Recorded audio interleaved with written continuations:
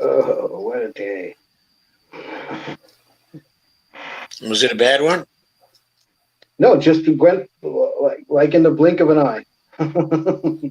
Oh, it just went by. You mean just like that? Yeah. Yeah. Mm. Yeah, so did ours here, too. I wonder what it was about today.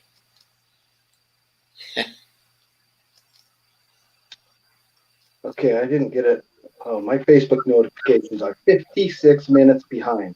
Oh, that's incredible, isn't it? Yeah. Joseph M. Firestone.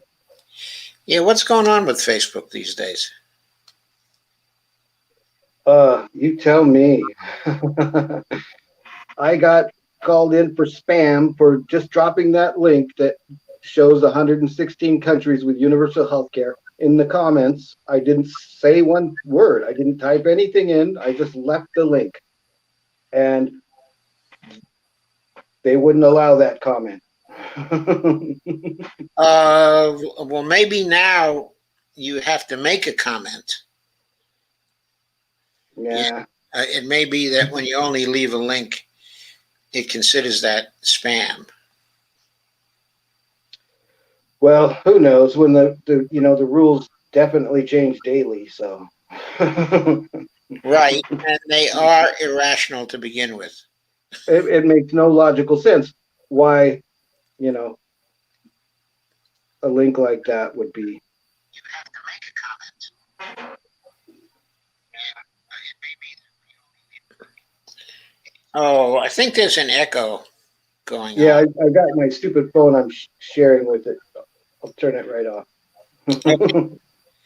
Okay, so that's going to go away, so we don't have to worry about it. Yeah. As soon as I get you in a few groups.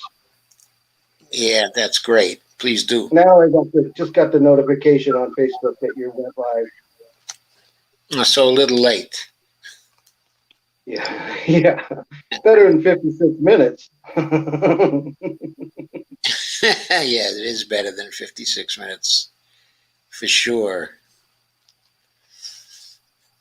Okay, folks, obviously we're here, but we're sharing. So we'll be with you in just a minute.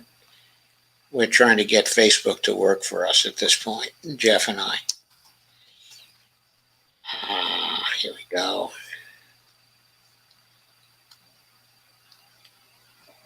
Boy, I'm going to groups that I haven't for a long time.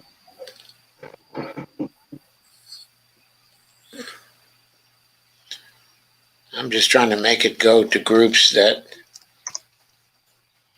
I can see, because they seem to have been taking away my scroll bar lately. I don't know what that's about. Yeah.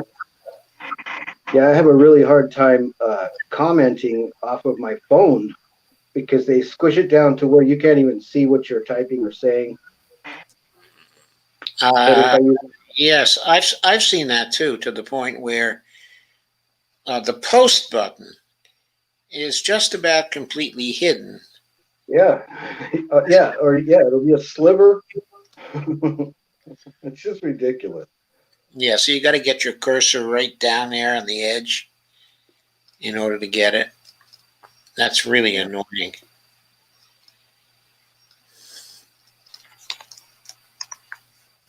Okay, that's about 10. You never know how many you can get away with before. Yeah, before they make it a problem. Yeah. Yeah, it used to be you could get away with 100 or 110. Yeah. And I mean, I found a million different ways to post things when I'm in jail, to share things, you know. Okay, let's get started. That should be enough, and hopefully we're going to get a lot of sharing help tonight from the Red Berets, other than yourself. You just never know. Things put us in the picture. Here we are. Well, folks, it's very nice to see you. Hi, Laura. How are you? And Dolores, how are you? You were the first to arrive. As always, Dolores says, good evening, Jeff and everyone. Dolores says, great to see Jeff as a guest. Yeah, I think so too. Amber says, good evening, my lovelies. Amber was a guest last night. Kay says, cool. I'm able to come from my own page. That is nice, Kay. Laura says, great to see you both. I have to go to join a quick Zoom meeting with Rhonda, Lou Dale Walker, and Leah Perkle. I'll come right back after we are finished. Okay, thank you. And you can tell them that I'll be looking for them quite soon now. Yes, they are planning our next big event. Yes, I know. I know they are. That's what we're going to talk about, I guess. Greg says, good evening, all. And Steve Nanzo says, hello, Piers. And Lana says, hi, all. And Greg says, for some reason, I didn't get my notification from your live. Greg, I have no idea why that's going on these days, but a lot of people are having that trouble. They're not getting a notification. And Ghostart says, now back to JD. Kay says, share. Kay says, glad to see you all. Knock, knock. Who's there? Ramalana, Ramalana, Ramalana, ding dong. Oh, okay. I see. Fran Barra says, hi, Jeff, Joe, and everyone. Hi, Fran. It's really nice to see you today. Sylvia's daughter. Okay, let's begin, Jeff. Okay, let's begin with how you came to activism. How I came to activism.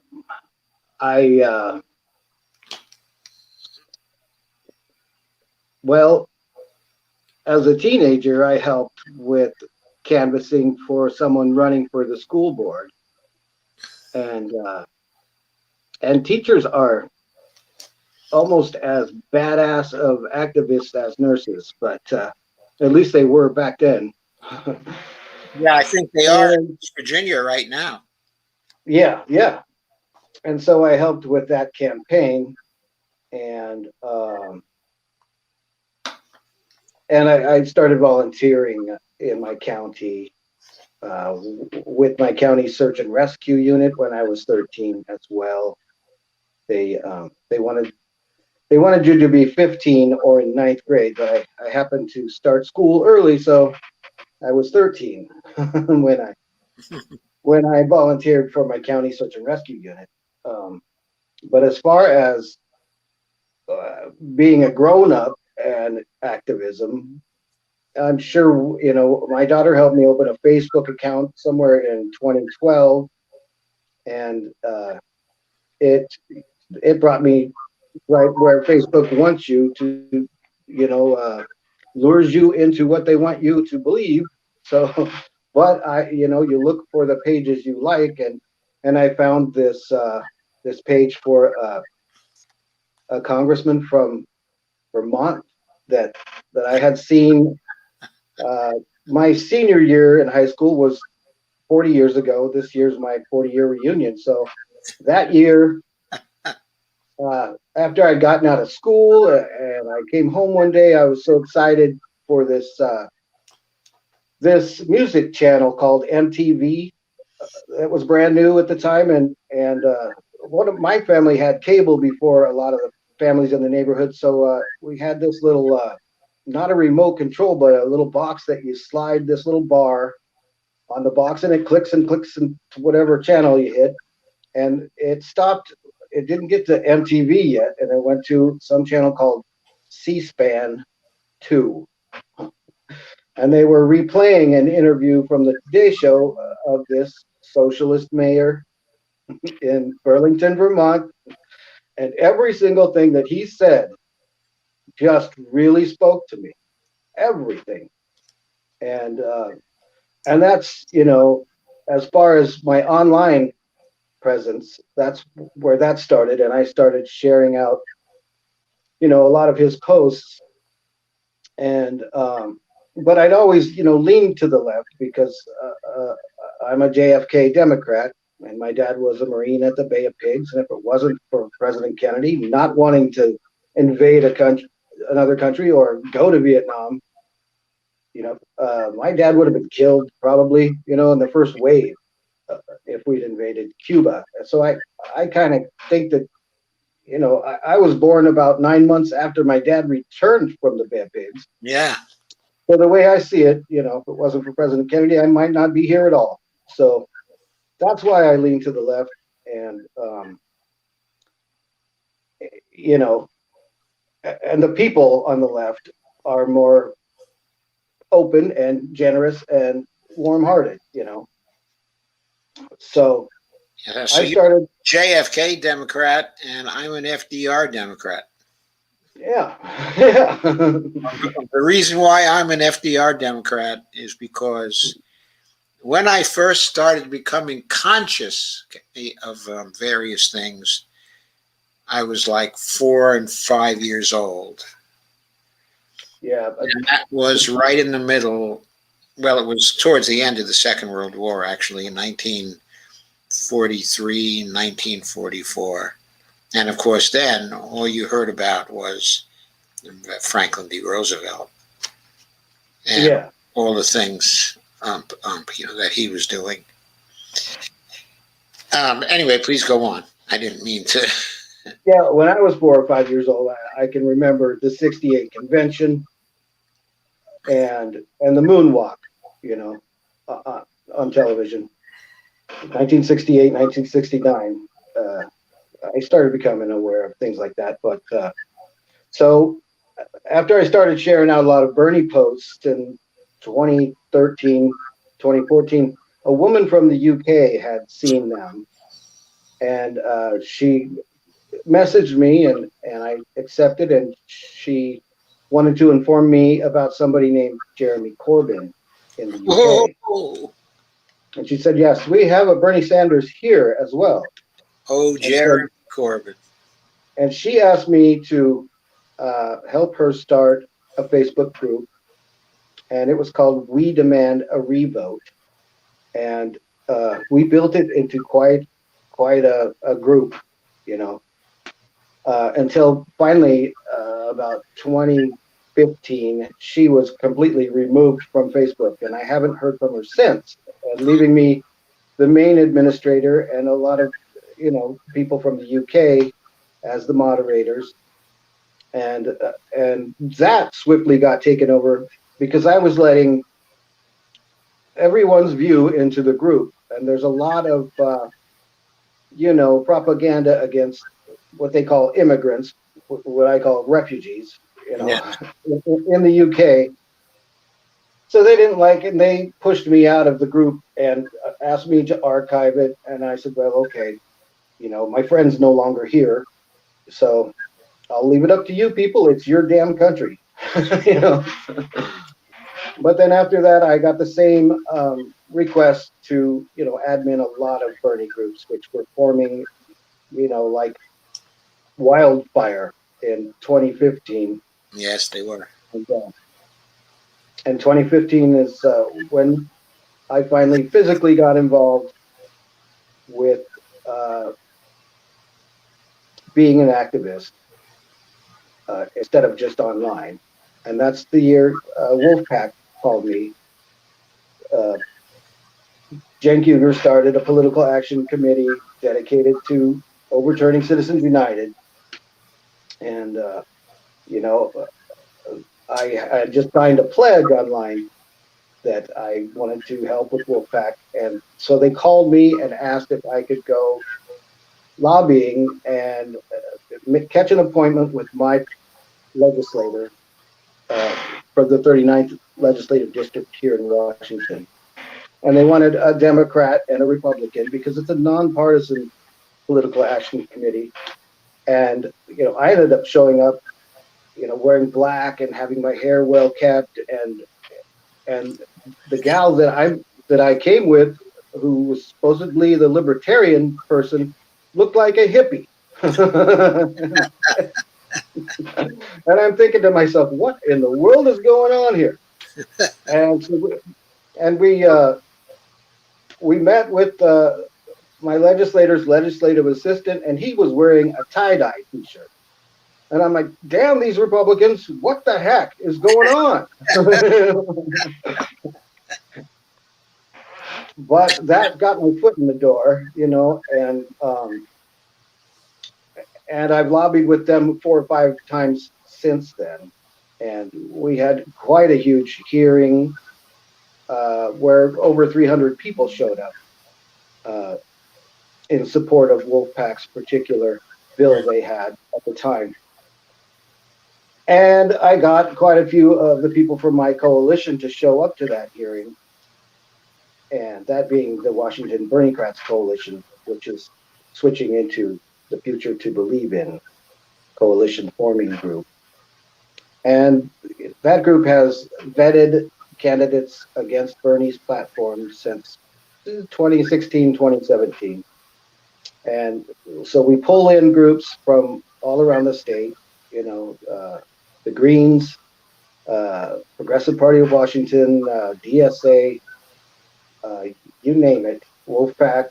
So all of the people in that coalition forming group are also in other groups around the state, represent us, uh, the Black Panther Party, um, you know, 350 groups, uh, you name it.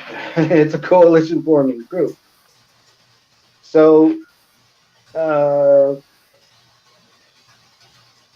after that, well, I was introduced to them by a woman named Laura Fielding, who who had seen my Medicare for All posts and universal health care posts that went way back to the moment I got on social media, because my dad and my older brother both died when they were 10 years younger than I am, Oh my. of easily spottable heart blockage.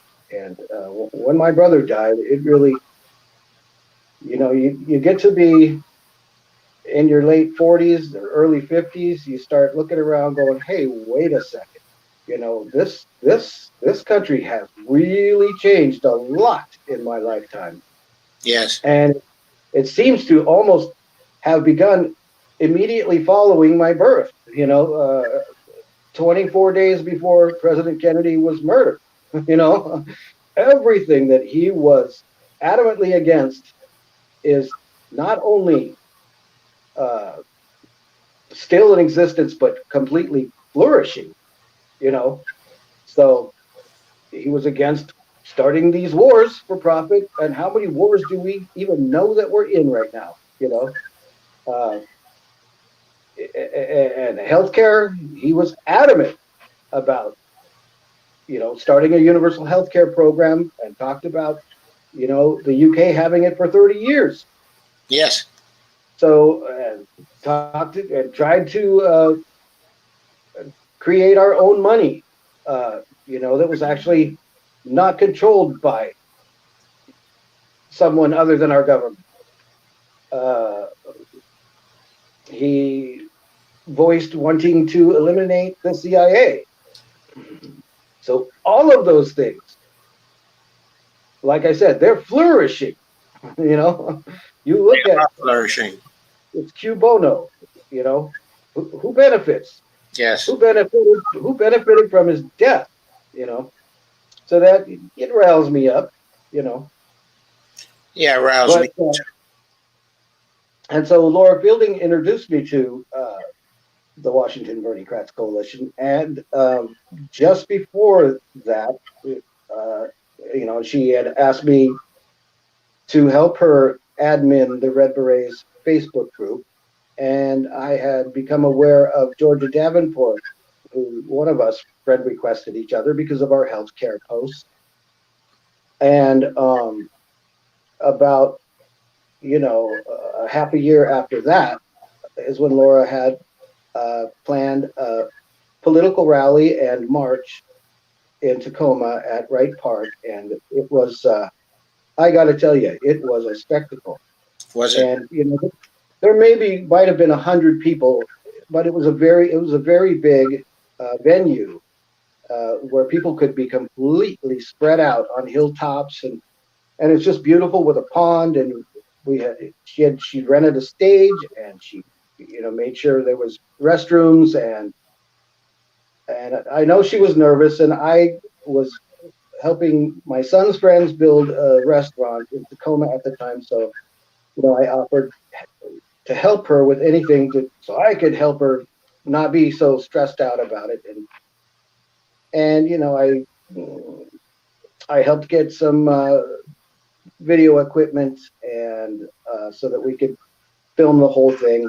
And I helped with, I bought a bunch of people portable chargers for their laptops and for the whole Washington canvassers that go door to door, so their phones could stay charged.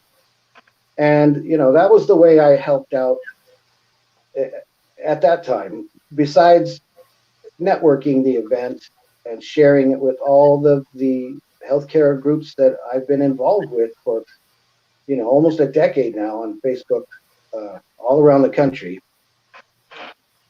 And that there was the minute that I decided that I was going to dedicate myself to this particular issue, because it's just ridiculous. They're making almost $4 trillion a year off of charging us healthcare, when in the UK, are you kidding me? They give you back your bus fare when you went to the hospital. They reimburse you for the money you spent to get there in the first place, and they want to send you home with money. You go to the cashier in the hospital in the UK, and they give you money. It's just the opposite. So I began to really look into what caused all this. When did it all start? Which nobody seems, surprisingly, shockingly, nobody wants to do that. Find the point at which the cost of healthcare in the United States really took off. And then, I came across the 1973 HMO Act. And of course, all of the media has been pretty much bought up by people that, make $4 trillion a year, is what I found out. So most of what you look for has a specific answer already set for you and waiting. And you have to look really hard and from all angles, to get an informed opinion of what's really going on. But, health maintenance organizations were designated as service organizations prior to the signing of the HMO Act. And they were nonprofit organizations then, weren't yeah, they were designated as a service organization, and they switched to for-profit entities at that very point in time. On December 29th, when nobody was in Washington, D.C., is when Nixon signed this HMO Act that nobody wants to talk about, who claims to want to, reform healthcare. So there are things like it was in 1973, right? Yeah, December 29th. And after Laura's big rally and march, she, I met every single person in my state that is a political activist that belongs to our coalition group. And like I said, all these groups I rattled off, every single one of them has people with red berets in them. Amazing. And Laura started, she moved over to Twitter at that point, and let me handle, we have a lot of administrators in the Facebook group, the Red Berets Facebook group. But, I was the main one that poured the most information into it, because I've been connected with these groups all around the country for quite some time. And, which most people do, they start at the top, and all they care about is the presidential race. Yes. They don't even pay attention to their own city councils, or their own county councils, or their own state legislature. So I learned the hard way, you don't start at the top.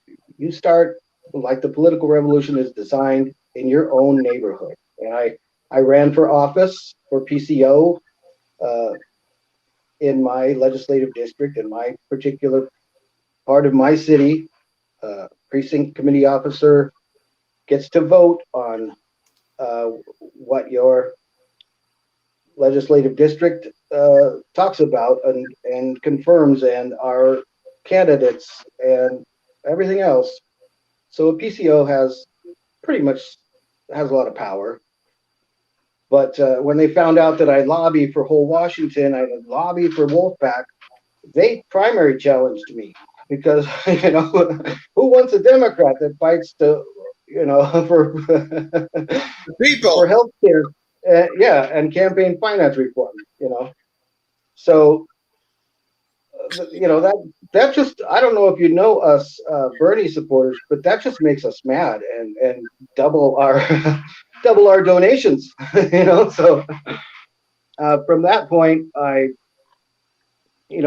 started being asked to help congressional candidates in my state with their campaigns, and a lot across the country with their campaigns, because a lot of them were connected and still to this day consistently support Medicare for all. And Uh, that's, yes, I noticed that. Who were the people that you supported in Washington who were running for Congress? well, in Washington, I still do, since he's pretty much a neighbor who lives about a mile away. Jason Call Yeah, is Jason. running Oh, of course. Yeah. against my congressman. Yeah. And at the time we had Dorothy Gasquet. I think she I was in remember the her. I interviewed her a few times back in 2018. Yeah, she came to the event at the Tacoma Dome where we had 4 days notice that Bernie was coming, and filled the place to the rafters, or as many people as we could get in there. And whole Washington had a goal of signing up 600 volunteers that would be willing to collect signatures should we start another ballot initiative. And I don't even know the number we signed up, but it was in the thousands. Just Oh, people wow. waiting in line to get in to see Bernie, and all of a sudden my clipboard has disappeared and it's being passed down the line. So I mean, of course those people are going to want to help, you know. And and Sarah Smith, she came to the die-in that I helped organize. We these are all just at the beginning of 2020 before the pandemic hit. But Sarah Smith was really a good candidate, I thought, in 2018. Oh, she definitely burned the pavement. She knocked 200,000 or 300,000 doors, and Two or she three worked hard. thousand doors herself. Well, her crew, and people from our coalition group helped her, and she, actually made it through the primary process and was pretty well even. But Adam Smith has got the military industrial complex right Yeah, on he his lap. gets that. And, Of course, he had a lot of money too. yeah. So, and who Back else in then. our state? Um, those are the main people. There's always a, there's, it'd be nice if we could get a lot of people to. It takes a lot of gumption and a very brave person to run for Congress. Yeah, And I mean, you know how they are smeared and attacked, in yes, the very. very controlled media. Even YouTube is very controlled. So I'm willing to do anything for these people. And I had people from around the country, and of course now we have Rebecca Parson, who is a Red Beret, and she's always been a board member, a volunteer. She collects signatures and runs for Congress. And So she's an that, activist herself. exactly, yeah. And all of these people, Red Berets, Jason Call, old Washington board member, Sarah Smith. She came to the die-in that I organized outside of the West End Hotel, downtown Seattle, where every major insurance corporation's executives were meeting. Oh, We died. that's and great. But that's the kind of thing where if I organize an event like that, I don't die. I work security, which is mainly, I'd say, my biggest role in Red Berets is security at events and online security. And I can't let it go when someone attacks one of our people or somebody just trying to voice their opinion. I have a very good nose for noticing that the people don't really have valid arguments when they lash out at someone online. So And you're real good at spotting trolls. yes, and I'm good at logically putting them in their place. I started in the UK. I noticed that. I noticed that. Yeah. So I even told someone today that just say my name, and if you get this many people attacking you again, I'd be happy to come set them straight. But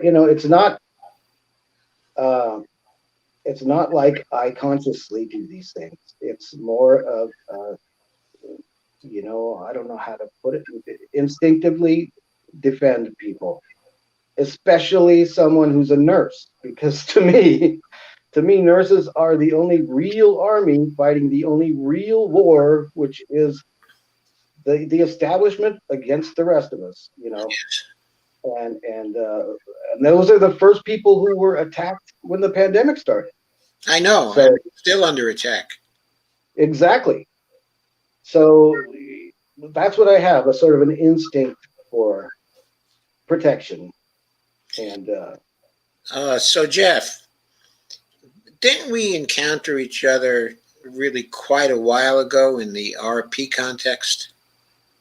I'd imagine so because we've been Facebook friends for quite a while, Yeah. and a lot of the real progressives and I've been involved with that group because back then we actually all were really progressive.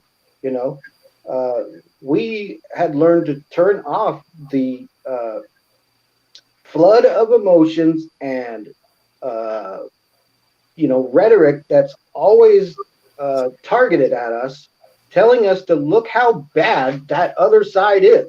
Yes. Look what they're doing now. Yeah, look over there. Don't look here. Look over there. I think I made a tweet the other day. There's 116 countries around the world with universal health care, but did you hear some guy in Texas is against abortion? I mean, this is the kind of thing that I just wow. I thought we moved past the whole left right thing and we called ourselves progressives, and we figured out by watching a dozen poll numbers ripped from the screen that the Democrats are just as bad.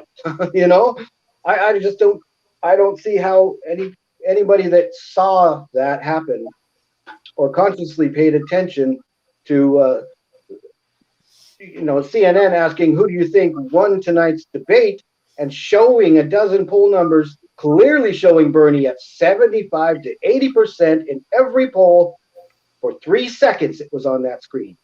3 seconds and And then boom. you took it right off.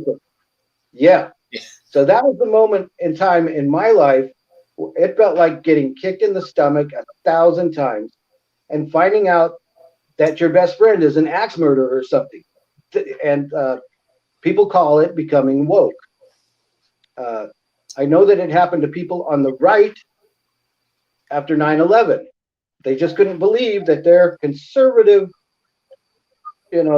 Republican Party was doing all these things and starting wars on false information, which the Democrats voted in lockstep to start these wars, and went Yeah. right along with the weapons of mass destruction, along with all of the media that everyone is believing now just because Trump called it fake news or whatever their reason for trusting the same exact government with the same exact wars still going.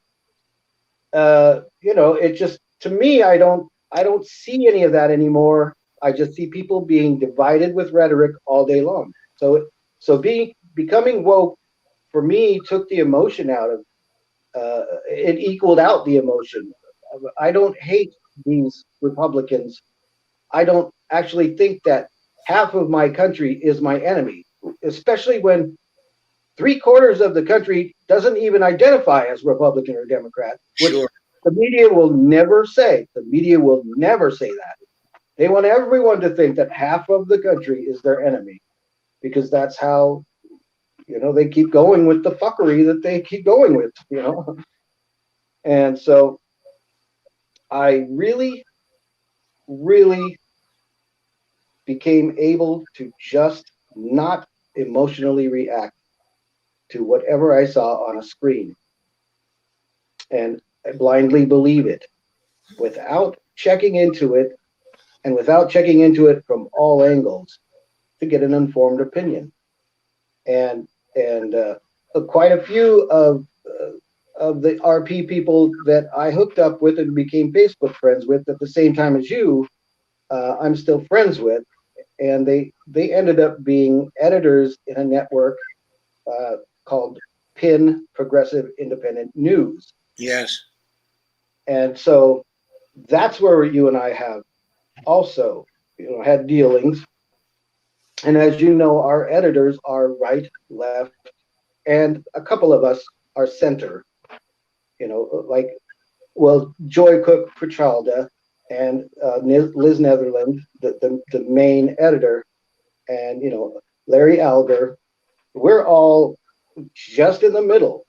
A lot of our editors are just to the right of center, and they started out as Bernie supporters, but they were originally came from the right. And 47% of Fox viewers would have voted for Bernie, and 40% would have voted for Trump. So PIN gives you the opportunity to really uh, investigate all sides of an issue.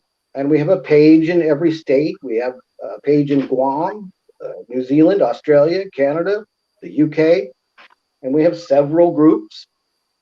And those are the groups that and the pages I want to, put Dolores as main editor for a few states on the East Coast, because that way we have somebody who's actually really progressive as an editor for those pages. Yeah. And so, yeah, and there's been times when Liz and Larry are, and Joy Cook Petralda is gone now, and Liz Yeah. and Larry, they periodically get kicked off Facebook. So we like to have a couple of editors that can take over for them, and I pretty much came into Joy Cook spot that way. And but I do my best to, you know, feed the entire group issues that are,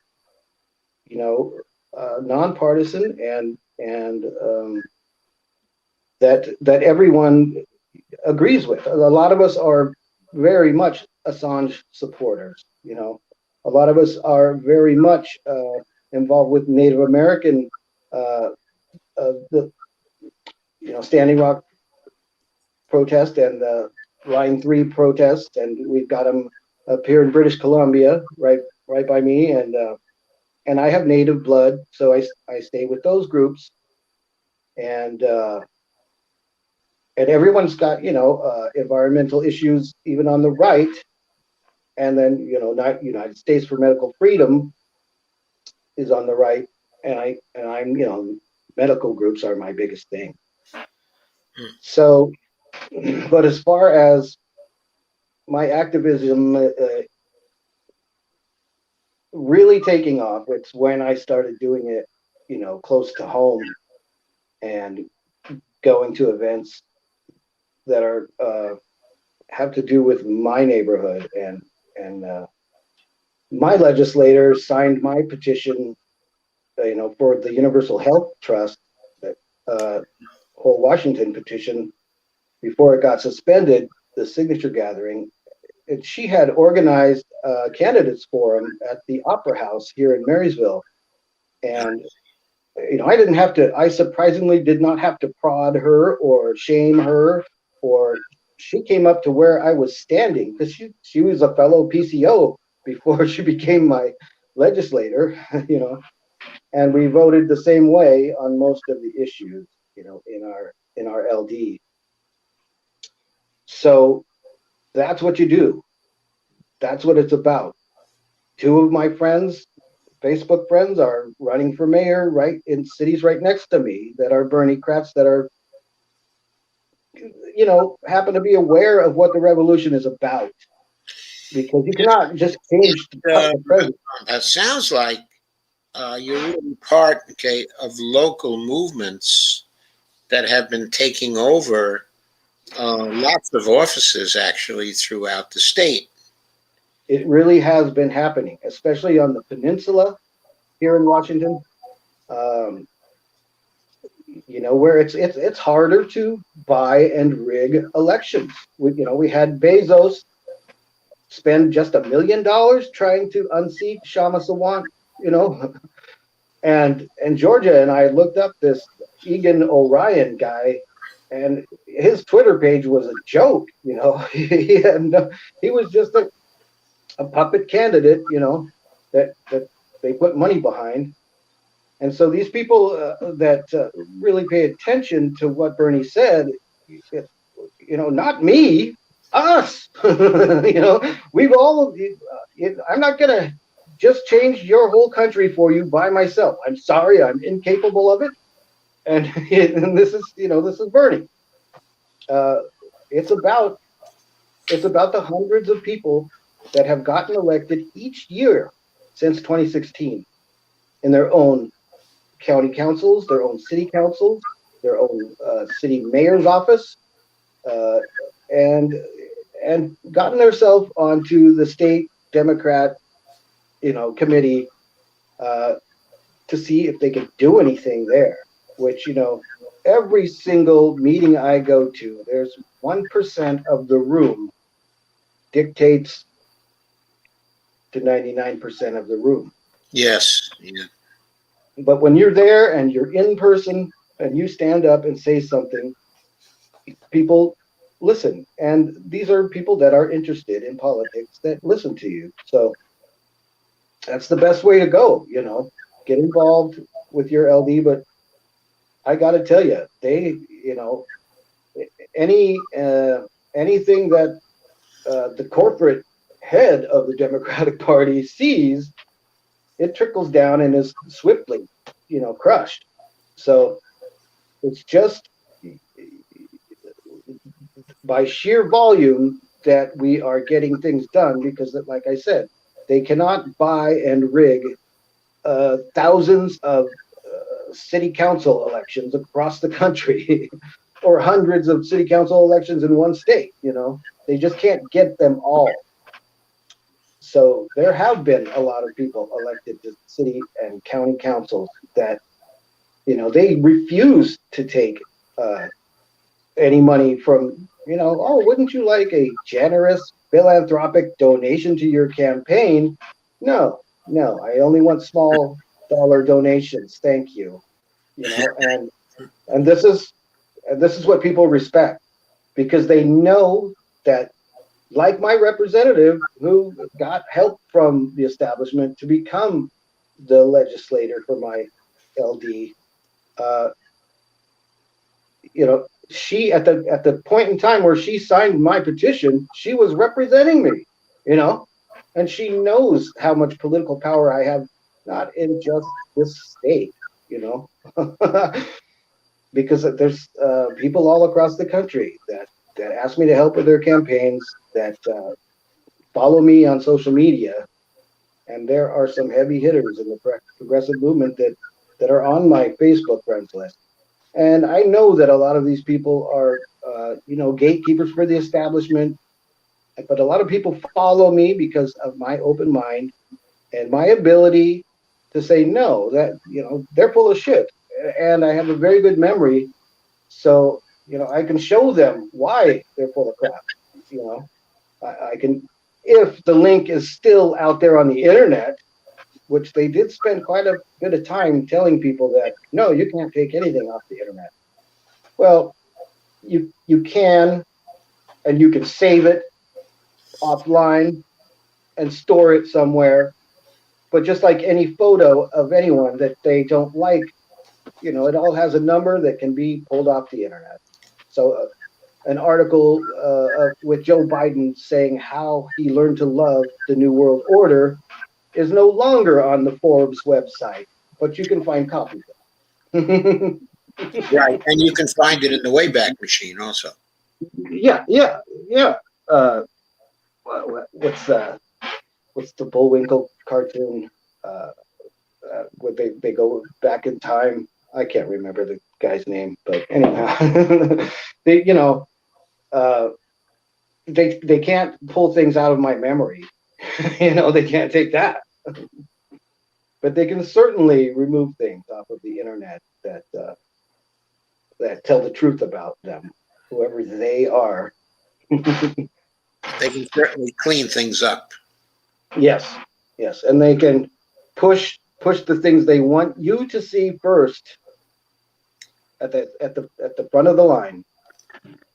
And we found out, when Hillary told everybody to do their research and was so smart about it. Well, I mean, the Telecommunications Act effectively consolidated not just movie studios, television networks, movie studios, the radio stations that Bush had deregulated, online publications, cable companies, internet providers, and search engines were all included in the Telecommunications Act. Yes. And so that was, a very undemocrat thing of Clinton to do. But everyone's head is going to spin back and say, well, Reagan removed the Fairness Doctrine, which he did. And I don't know what George H.W. Bush did, but I'm sure it had a lot to do with surveillance when it came to the media.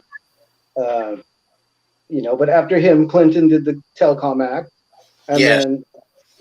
then Bush Jr. with the relaxing antitrust laws for my Seattle DJs had to sit out their contracts and not even be on the radio because Sinclair bought up every station in town, And then we had Obama made, NDAA made the propaganda legal, as well as removing habeas corpus, Obama, in the same act, So I'm not emotionally affected like some people are when they hear me talk about these things. They just blank out. They don't want to hear that Obama did this, And then then we have Trump.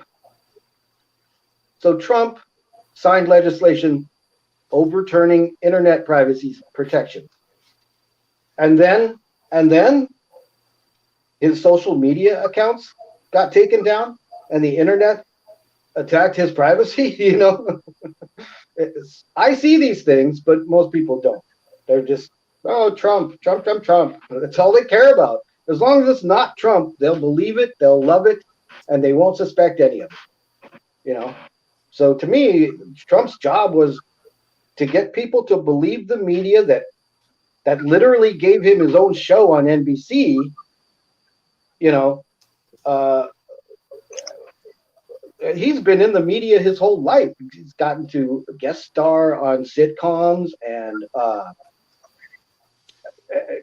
they just did everything he needed to become president. They made him a household name. He got national attention, name recognition, Pied Piper status from Hillary, $600 billion in free publicity, and they let him call into Morning Joe just whenever he felt like it. Like anybody can just do that. I know. I remember they gave him all kinds of free notoriety on the internet because for them it turned into clicks.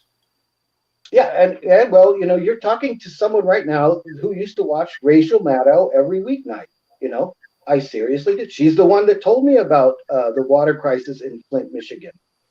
That they had, Snyder had appointed a city emergency manager, which has become the norm. But she never talks about the real fact of the matter is that none of these things can happen without Democrats also, helping them to happen. Right, or failing to Just, fight just back. like the war. Yeah, all of it is that way. But everyone is controlled by their emotions, and cognitive dissonance tells them that, if you start saying my side is just as bad, I'm not going to listen, no matter how many times you smack me in the head with the truth. That's really how it is. If you say anything against Joe Biden, then you're obviously a Trump supporter. And once again, we're talking about a country where 3/4 of the population doesn't identify as Democrat or Republican. And if you question that government or that media in this instance, in the middle of this pandemic, you are a crazy conspiracy theorist and a Trump supporter, because you have to be. You couldn't be anything else. Right, but we have to keep on reminding people, as you say, that 3/4 of the population of this country has every right to question has things every that right don't to make sense. question, and also not only that, but Trump's level of support in the whole country is now less than 40% somewhere. Yeah. So obviously, there are many, many, many, many people who don't care for Trump who also don't care for Biden. Yeah, I'm sure of it, but the feel that you get online, it's just like the 68 convention where you found out that half of your friends turned out not to be. They were party insiders, and these are the same job is done by online trolls, their job is to reframe your opinion into, in most cases, back into being divided and telling you how bad somebody else is instead of how good someone on your side is, which has been, that's another one of the triggers for me. Once they start doing that, I'm like, now wait a second. You're against this, but who are you for, and why aren't you talking about them? Why are you telling us all to hate somebody else? Don't you have anyone, that you want to tell us to like? Yes, absolutely. These are the things that I pick up on. It's not what's in the media. I notice what isn't in the media. So Like, speaking of trolls, okay, speaking of trolling, okay, and trolls, but you are among those who reacted very strongly during May, June, July, and so on to, shall we say, the exchanges, okay, between the Red Berets folks, okay, and the RP folks. yeah. Were you surprised at that trolling when it began to occur? Well, it started actually a long time before that, when we had a lot of MMT people asked to join the Red Berets Facebook group.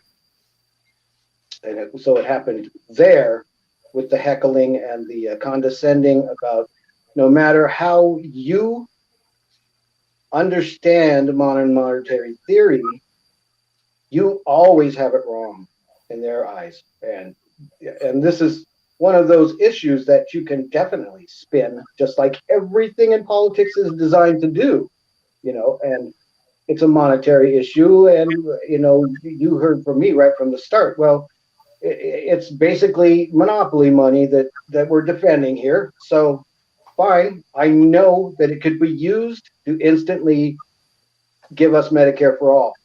And there's not much of a chance that I'm going to get 3/4 of the planet to quit using fiat currency. So if we're going to use it, even though it's the act of usury, which was illegal for centuries, uh, let's talk about it then. But let's talk about the ethical issue before the monetary issue. And that will stop them in their tracks. Okay. If I tell them that there's 116 countries that have universal health care because it's unethical to make the health of a human being a business opportunity. So why are you bringing up money when all of these other countries can somehow afford to do it? You know, uh, that catches the troll right then and there. Or I could ask them, Right, but they try to keep on forgetting that. they won't pay attention. Yeah, you could hit them in the face with that 10 times and they just will completely ignore it and go on to their next thing. And then I will bring up the fact that hundreds of millions of Americans pay into Medicare every paycheck, every Friday or every payday. And they've been doing it for every week of their adult working life. And this has been going on for way over half a century with that many people paying into Medicare that they don't even get to access until the miracle that they reach the age of 65 in this healthcare system. You know, I mean, But they pay so for years and years. so so how are you going to pay for it? Are you kidding me? We are already paying for Medicare for all. Hundreds of millions of Americans, you know. Well, 7 Americans over here don't think that they should have to, pay for somebody else that isn't working. Uh, well, I'll guarantee you that the overwhelming majority of Americans don't give a damn about that if it cuts the cost of healthcare in half for them, which even with Joe Biden using the Republican talking point about taxes, uh, which technically a payroll deduction that is your health insurance payment known as Medicare is taxes. But who takes care of most of that? Your employer. So it's adjusted into your wages or obscured by your wages, and your healthcare is attached to your job in that way. Your health care But is that's in a good way. That's in a good way. If it's one not single payer, wages. yeah. But Joe Biden never calls unemployment insurance taxes. He calls it unemployment insurance.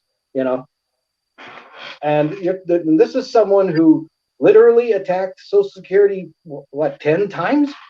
Yes. In his career. And you got people trying to say that Bernie signed a loyalty pledge for that guy that attacked Social Security and not these hundreds of Berniecrats that each year hundreds of them have gotten elected in their own communities that none of these gatekeepers ever breathe a word about. They want people to focus on the presidency, the newest members of Congress who got elected without taking any super PAC money that, evidently must have promised everyone they were going to fix their country for them.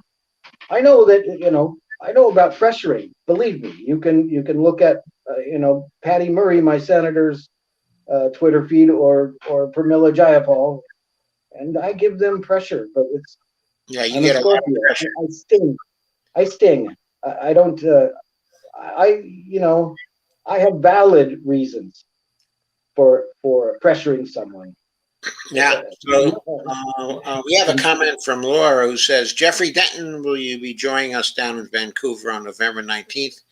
For whole Washington and coalition partners demand a public health hearing for SB 5204. Yes, my idea was to calculate the number of people who have died in Washington state since Annette Cleveland, the chair of the long-term care committee in our legislature, has refused to give our bill a hearing. That's what It's a wonderful idea because that figure could certainly be used in ads when she. unfortunately, these people are very rich. They make quite, $4 trillion almost is quite a bit of money to make off of charging people for health care. So they do, unfortunately, own and control a lot of the media. Just like the fossil fuel industry and the pharmaceutical industry has controlled most of our government even before Citizens United. Uh, you know, you got Lyndon Johnson and George H.W. Bush both got to become president after Kennedy was killed, and they both had significant ties to the fossil fuel industry. And so these people own a lot more of the media than anyone wants to believe or think. And if they don't own it, Joe, they give a generous philanthropic donation to whatever outlets they don't own, and they start singing another different tune the next day, Sure, sure. Yeah, they know how to buy So, people off actually pretty so easy. how am I going to come across the exact number of deaths? I'll do my best to find it, and if not, I have plenty of friends that will help me. That's what I do. Probably the very best is networking. The research, you mean? Well, networking. Networking. I see. I I can remember. use your network to get that figure. So, okay, what I mean by that is I'm in touch with a lot of Medicare for All groups around the country, and I can name, the person at Healthcare for All Hawaii is Dennis Miller, or most of the Demand Universal Healthcare group in Florida is all Donna Marie Miller Ellington. The people in my network are the people, Jim Langford in Florida, where they participated in the march because I spread the march around for everyone, uh, to all of those groups, and that's my network that I developed uh, when Laura went to Twitter and I stayed on Facebook. But then Georgia had me work on the groups that she started here in this state, which were the whole Washington groups in different cities and counties from Whatcom County, Bellingham, way up north to Spokane, where Georgia is next to, close to. There's whole Washington Facebook groups there. Sure. There's Snohomish County, where I live, the second biggest county in the state, is mine and Catherine's Facebook group, and we've got San Juan County and Island County, and the peninsula in general has a whole Washington group. And then we'll have Kitsap County is also on the peninsula, and they have a Facebook group. So we can coordinate when we're working the ferries from Edmonds to Kingston and have crews on each side. And then, there's groups in Seattle, they go through Seattle, and then down to South King County, and then into Tacoma, and then, all the way down to Southwest Washington. The third congressional district has a whole Washington group. So that's what I mean by networking and knowing the most active people in each group. And on Facebook, I will make friends with the administrator, the main ones in each group. These are my secrets I'm giving away, but I want everyone to know about them, and some of us can just keep all of those people in our heads. And the people that if you mention a name, what part of the state they live in, Right. and who might have petitions without going through our whole. We do have quite a network of uh, people involved with that, or that we're ready to be, and Facebook chats, but mostly on Slack, and that's what I mean by networking. Uh, and every single way that we use to communicate electronically is the patents are owned by the people that own the media too. So it's real. So when we have these glitches on Facebook and things keep changing, well, they found out that we figured out how to do this and they changed it. But They changed it. people, I think they actually changed it a couple of years ago. I think that was the first time they really clamped down on us, because I know that when I was streaming, at RP, there were situations where I could pick up, let's say, well, one of the discussions I had with Tim Canova had something like 30,000 views and 16,000 people watching or something like that. It was really Yeah. I know. and then that thing sort of collapsed completely overnight. Just about. Within the space of a few weeks, it And was see, and not that's why kind of sharing anymore. RP was very popular back then, and I was one of the people that spread the joy, which is our Savage Joy Marie Mann, because she did interview over 100 progressive candidates, She did, and yes. and she did a very good job of it, and she is very good at it. You know, we can't help how people are affected and how they feel, but I know that there was a significant break in Real Progressives, uh, in which Joy, ended up leaving. But this is a pattern I see a lot of. When somebody says you can't destroy a political party from the inside or whatever, that's the only and best way to do it. You get in there and you say, "Hey, did you hear what they said about you?" And that's about it. It's pretty easy. And Joy came here to work, on Roar Media, which is the Bernie Kratz Coalition channel, has been for a while, but they were, Oz was also with another network before that, and then she's left them now, and things move around, but I do not let go of these people, uh, these friends of mine on my friends Because list. these people are part of your personal network. Yeah, And so and I mean, where they there move, are. I mean, how things move. I talked to Tim Canova on Instagram a lot, and of course, because we are pretty much. He's a little more to the right of me, and I'm way to the right of Bernie because I care about everyone, about these 75% of the damn population that doesn't identify as Republican or Democrat. Even though I lean to the left and I support healthcare reform, I know that growing gigantic government agencies like Homeland Security or a ridiculous space farce and then just throwing money at them is not conservative.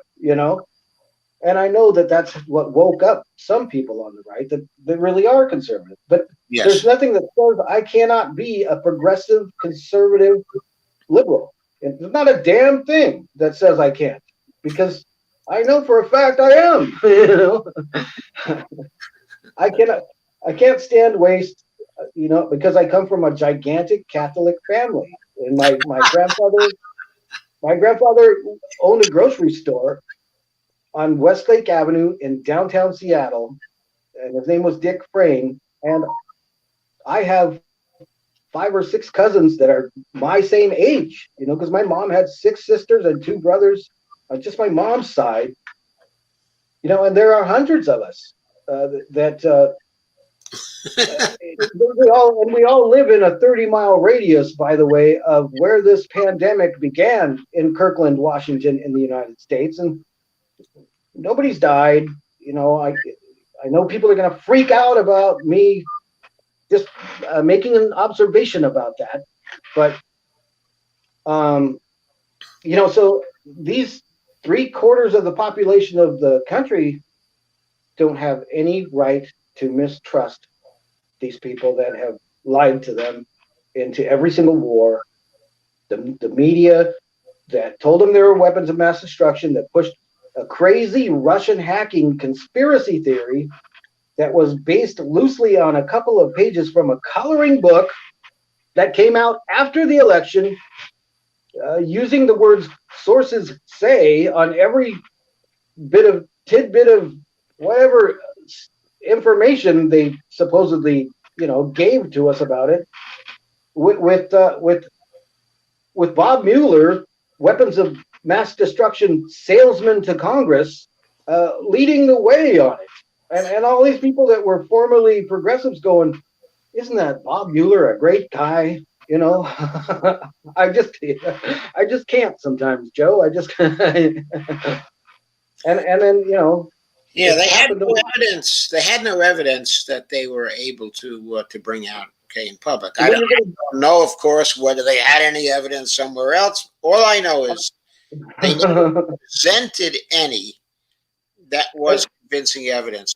It was all a bunch of hearsay from the start. exactly a couple of pages from a coloring book, and the words "sources say" was the closest thing I saw to evidence the whole time. But uh, that just disappeared. They kept It just going, disappeared, and, kept it going and for the a entire long time, though. the entire election system was completely fixed 4 years later. Somehow the Russians came back in, fixed it all, and left without anybody seeing, because Joe Biden had to beat Trump because you know that's that's the stretch of it all. I mean, Yeah, so he since didn't. Joe Biden had to beat Trump and did successfully beat Trump, how does one explain that if one thinks the Russians have control, okay, over our electoral system? I It mean, got magically no, fixed. um, um, um, I thought the Russians just love Trump. They only want Trump in there, right? I know. There's another thing How about could it. Biden possibly win? But if you can't ask questions like that, and you know it, because that's just crazy to even question the government now that there's no Trump in the government. You can just trust any government that Trump's not in. Of course, that's that is it, and that is what they're doing, and they're trusting the Yeah, media fortunately, if because they Trump. can't even get a $15 an hour minimum wage through Congress, I'm certainly not going to trust them. Yeah, but the complete sellout. Okay, the complete sellout campaigned on it in 2015. The person they're calling a sellout introduced legislation and campaigned on $15 an hour, and the people in Seattle got $15 an hour 6 freaking years ago. Yep. Okay, they had to wait for it to be timely implemented, but that was when the legislation passed in Seattle was 6 years ago, and dozens of other cities across the country, uh, without having to crawl to Mitch and Nancy at the time. Bernie got this done, you know, and how in the world, can anybody possibly? I just don't get it. How can anybody possibly say he's not doing enough? He obviously has to stay within the boundaries of what is acceptable in this political theater. He cannot talk about the male cannabis plant being hemp that could replace fossil fuel in a heartbeat, and plastics and paper for trees and dozens of other things, medicines and building materials, and you know you can use hemp fiber. If Henry Ford built a car out of it and burned hemp ethanol, uh, you can basically live off the plant because the seeds are full of protein, and you can make clothing that lasts for 50 or 100 years. The first pairs of Levi's were made with hemp. you That know would be very bad for the market. yeah, exactly. And so he can't talk about hemp. He can talk about how devastating it is for someone to have to spend literally years in jail for possession of marijuana, when it basically gives you a slight sense of euphoria for almost up to 2 hours, and that's it. You know, no one's ever died from it. There's no record of it. You can go to drugwarfacts.org, and it still lists the number of deaths from marijuana as zero, which is just the same cannabis plant, but without the seeds that they have, over the years developed to give you this sense of euphoria, where the male cannabis plant, the hemp plant, it could just put the fossil fuel industries out of business because it's completely renewable and you could grow it in your backyard. No pipelines, no nothing, you know. And there's certain things that members of Congress cannot talk about, not for national security reasons, and it would destroy the economy to switch back to a hemp-based economy. Give me a break. That would be millions of new jobs and dozens of new industries. You Sure.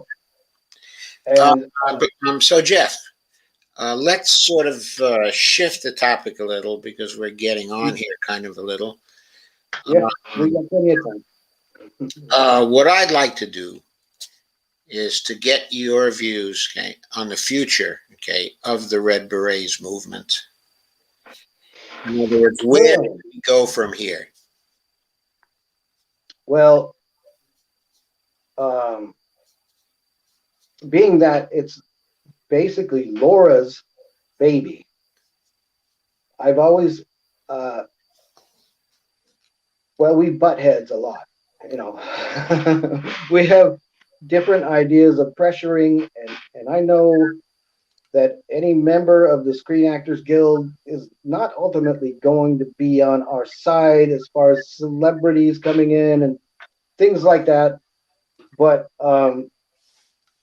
I've always asked her, do you want me to build the group? I've never once invited people to join the Facebook group, Red Berets. She said she wanted to, let it build itself organically. So those are the kind of things I run past her. But as far as the future of it, we're not going anywhere. I don't care how many people they send in to, change it from the inside. I can't help but work security. I do it, like I said, subconsciously, and I I shooed a lot of people out of that Facebook group, especially the MMT people. They're like, "Oh, you can't taxes and this and that," and I'm like, "Hey, every state you pay taxes all damn day long, and my state is the most regressive, like Georgia says, about taxes." And we're talking about two completely different things, but it's always used, to spin the conversation and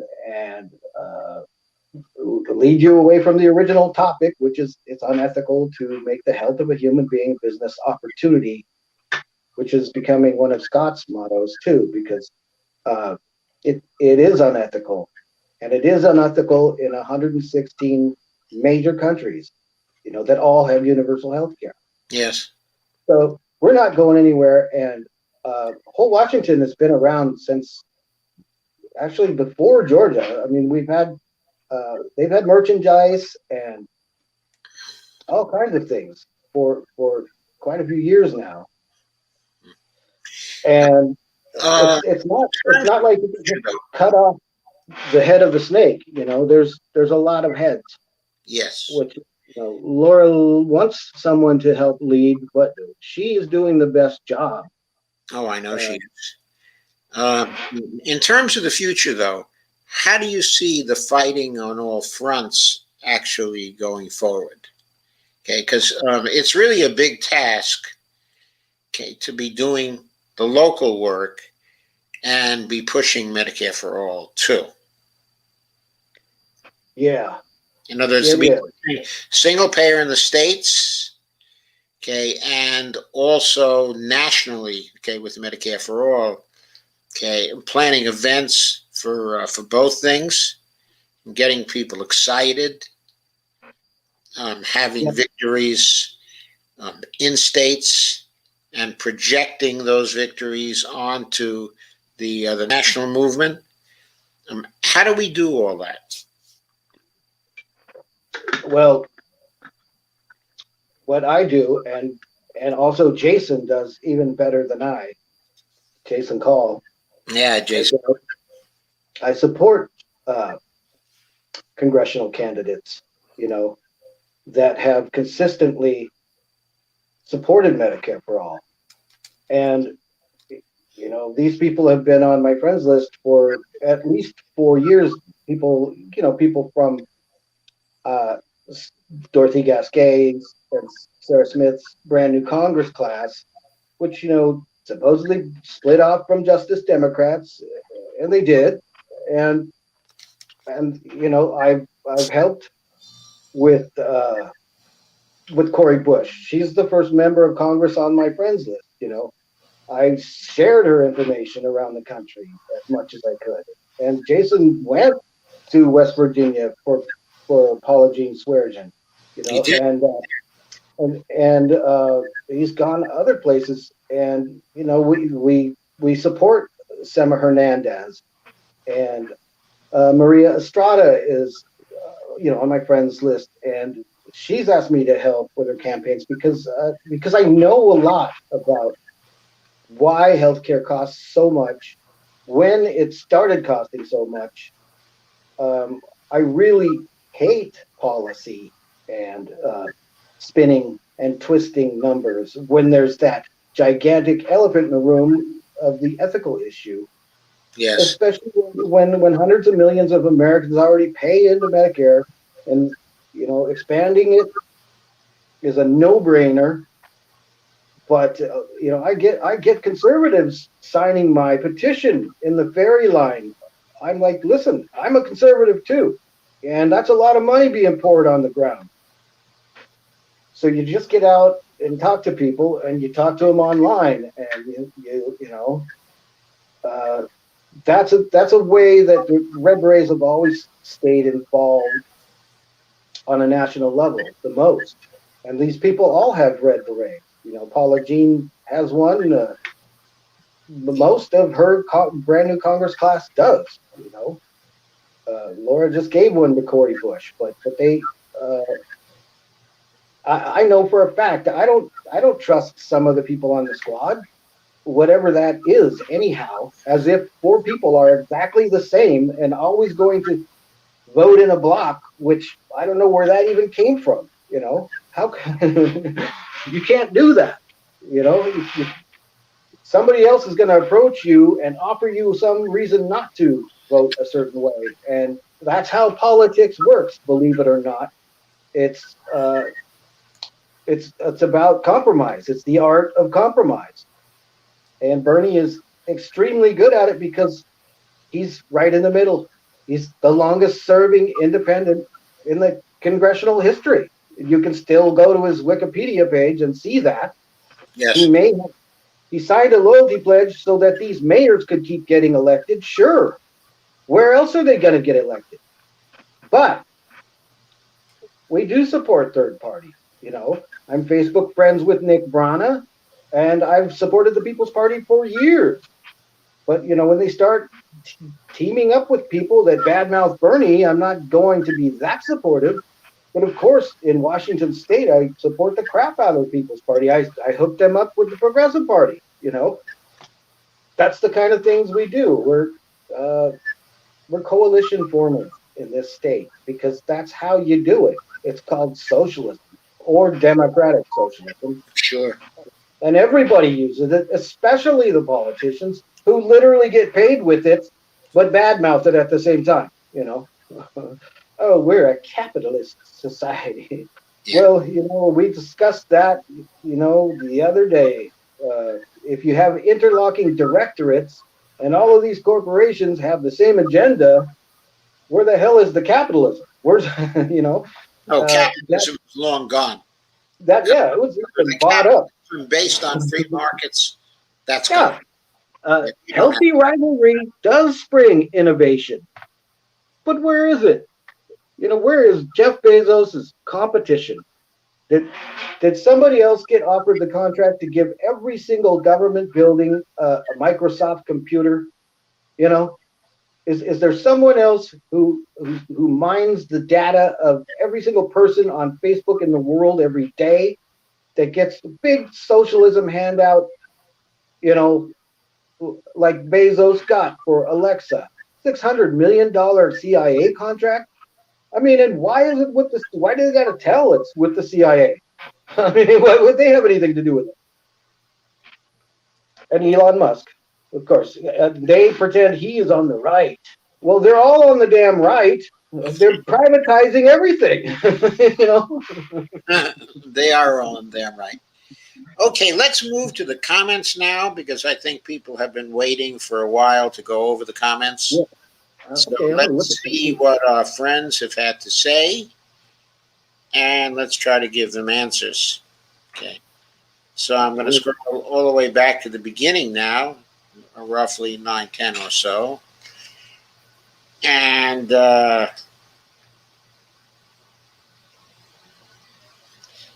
so Ghost Art, otherwise known as Steve Gonzo, says, what would an expensive dress message mean for you and your family? I'm not sure what to make of that question, Steve. uh, we would not get into an expensive dress in the first place. We would find a way to find the copy and then put that message on the copy.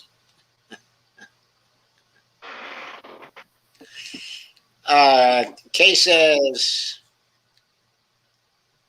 I used to have an online chat friend who was an RN in the UK. She opened my eyes to it all. Yeah, it's really different there, isn't it? Very, very different. And they still have it, even though the conservatives have been trying to destroy it now for years and years and years. They just haven't been able to do it. They have been able to weaken it, though. That's true. So Ghostar says you can now watch Nina Turner turn her back on the people live Don't tell her. on TYT. So what do you say to that, Jeff? Um, well, I've gone through several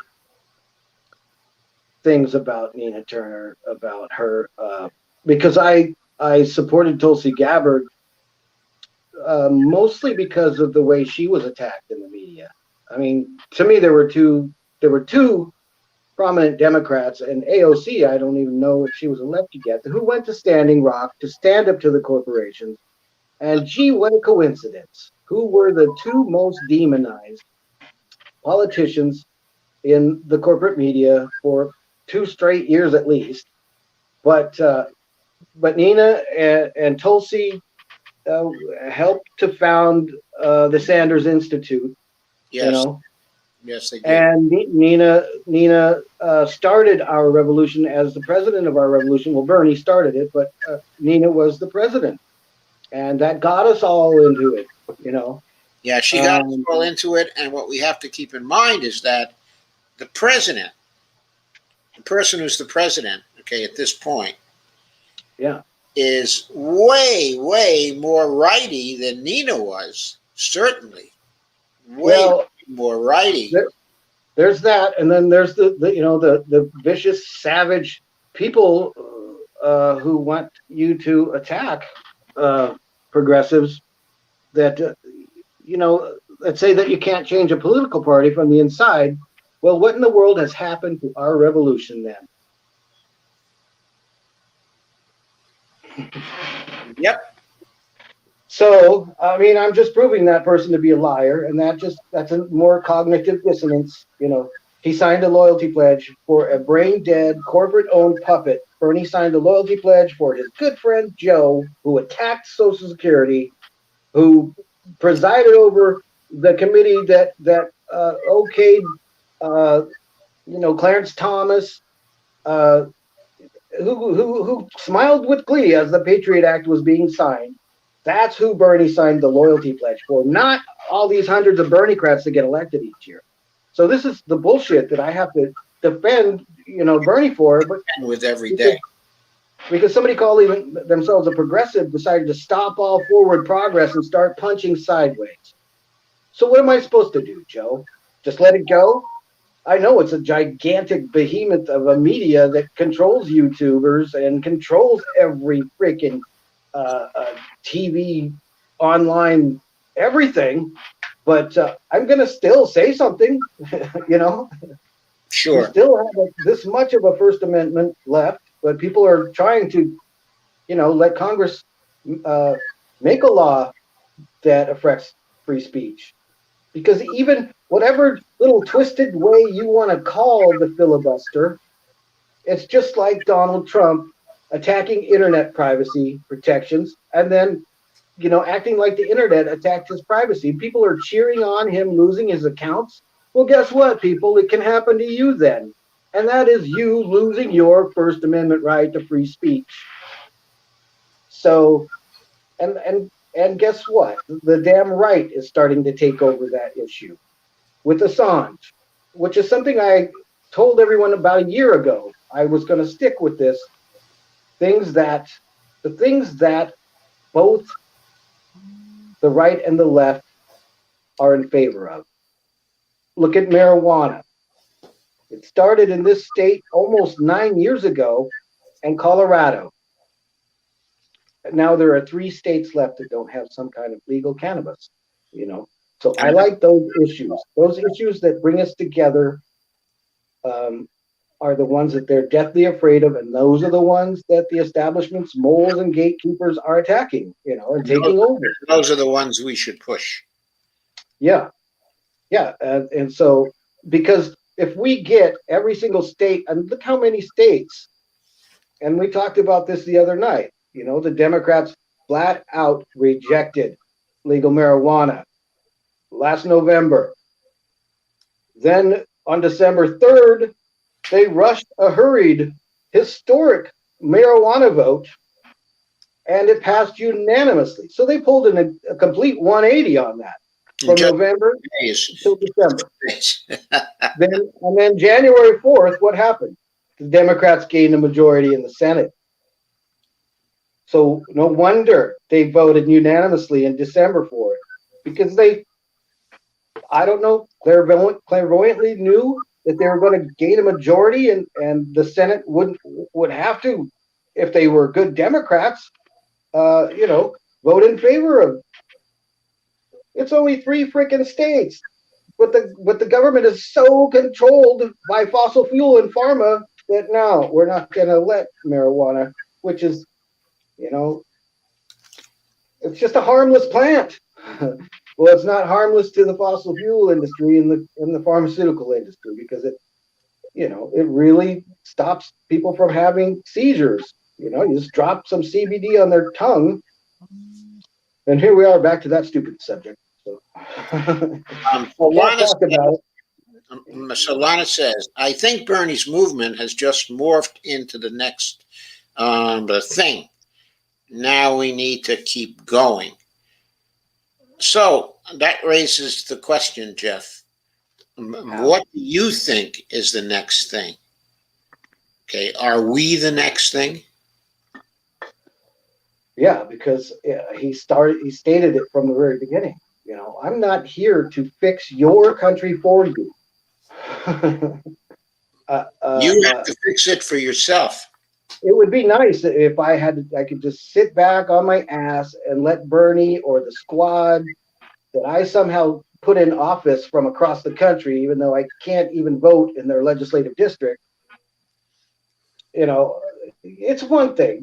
If you would have to be a stupid idiot not to notice the negative attention, that the misdirection from Nancy Pelosi and all the rest of the Democrats taking millions from the medical industrial complex, and all of a sudden it's somebody else's fault, not theirs, that we don't have Medicare for all. You would have to be absolutely dumb not to notice this. How in the world is it progressive to stop all forward progress and start barking about what somebody else isn't doing? I mean, just what the hell? How could you call yourself progressive? I don't know. It didn't make sense to me. Yeah. And so Rhonda Udall Walker says hi. She is the chair of the Future to Believe In coalition group. And she's organizing the November 19th event.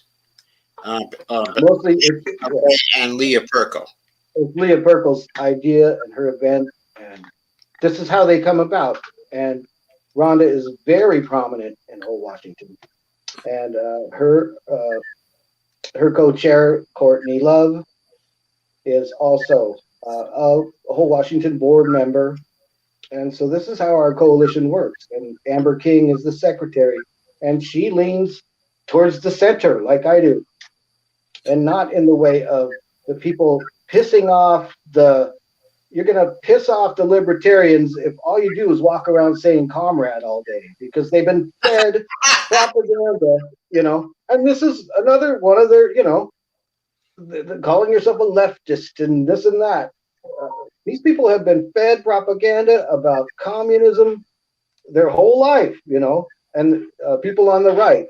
That, to me, I don't hate them anymore. I see them as bully victims. They've had somebody bullied them growing up, and they're mad at the world, and they've got some stepdad just tells them all day long, those damn Mexicans at the border, when they're, mostly Colombians or people from somewhere else in South America. But this is how the Republican voter is born. But contrary to popular belief, they do not all live in a trailer and wear a wife beater T-shirt and drink beer all day. That some of them get abortions, some of them recycle. A lot of them recycle. A lot of Democrats have guns. But this isn't how these people see it, and this isn't how the trolls want you to see it. They want everybody to be exactly the same. They all hate abortions or whatever they're using us to divide us with today. Whatever they're exploiting. Whether Eleanor Roosevelt said, race and religion, the two number one things that they exploit and use to divide the population over. And they're still doing it. They're still doing every day, 24 hours a day. Yeah, it looked like in the 1970s we had beaten them on the race thing. They won't let it die.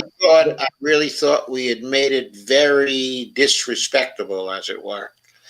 But they kept on with it, just, like an underground thing. And here we are again. We're back in the place that we were in the late 50s, early 60s. It's gotten really, really. This is when I grew up, and I can remember my parents playing cards with every other set of parents on the block. Any kid could play in my yard, and I could play in any other kid's yard. Nobody locked their damn front door. And nobody ever asked what side you were on, because it didn't matter. We all had a good economy going. A damn gas station attendant could literally buy a house and raise a family. Yes. This is something that was a real thing, Yeah, it was something that used to be a real thing. And they ended that, I think, starting in the 70s, actually. Yes. A lot of things hit, especially, the HMO Act, the cost of healthcare. Just, you look at the charts, it just goes almost straight up, but that's probably just as controlled. We can't, we can't make it too obvious. The transition from Keynes to neoliberalism. Yeah. That really hurt things. And it was just at the time when Keynesianism was getting accepted, as the thing to do. But then they couldn't handle the oil inflation, which wasn't a demand pull inflation anyway. It was a cost push inflation, and they didn't know how to handle it. And Keynesianism lost a lot of status then, and gave an opening to the neoliberals to come in. And that was really a disaster. And then we saw Thatcher, and Reagan, and we saw this change towards a fundamentalism, in the market that really hurt us all. It was markets, and the government's the villain, government's the problem, government isn't able to do anything. And then, of course, they began to buy the governments as well. Yeah. So they blurred the lines Reagan supported abortion, you know. So there's the blurring of the line right there, the beginning of the blur, and everything changed pretty drastically after that. And people on the right, you can tell they're on the right if they use the term neoconservative or neocon. Yeah. But we will use the term neoliberal because they're not liberal. And like I said, they're not conservative if they're growing frickin' Homeland Security, and ICE. ICE used to be, immunization and naturalization. What happened to the word immunization? I don't know. But this is, this is the right growing government. And It is. they can, and it's always like that. They can, but we can't. Yes. I mean, us thinking that the Democrats are on our side. Right, because they grow the government for them. And they're fiscally responsible. And for what they want to do. Okay, so in other words, it's partisan, like anything else. The concern, with growing the government was always hypocrisy. Yep. What they wanted to do to push their things. It's okay for them. Yeah, it's okay for them, but it's not okay for the right to grow all of these super highways, for the fossil fuel industry that people now they got to drive 40 miles to get to work because they can only afford to live 40 miles away from the city now. The teachers can't afford to live in the city that they work in, so they've got to drive 40 miles. And there used to be trains that you could take that were inexpensive, but the fossil fuel industry owns a lot of the government. Okay, so I want to say something to Rhonda if she's here. I've been thinking for you and for Leah to come on Saturday night, maybe September 20. I think that's September 25th. Actually, okay. 10 days. I have bookings for the 22nd, and the 23rd, and I have a booking for this coming Saturday night when Cindy Jacobs, is going to come on. So my next free night is actually Saturday the 25th. So I was thinking that maybe the two of you would be able to come then and to talk about your ideas for November 19th. So anyway, consider that. I'll be in touch with you.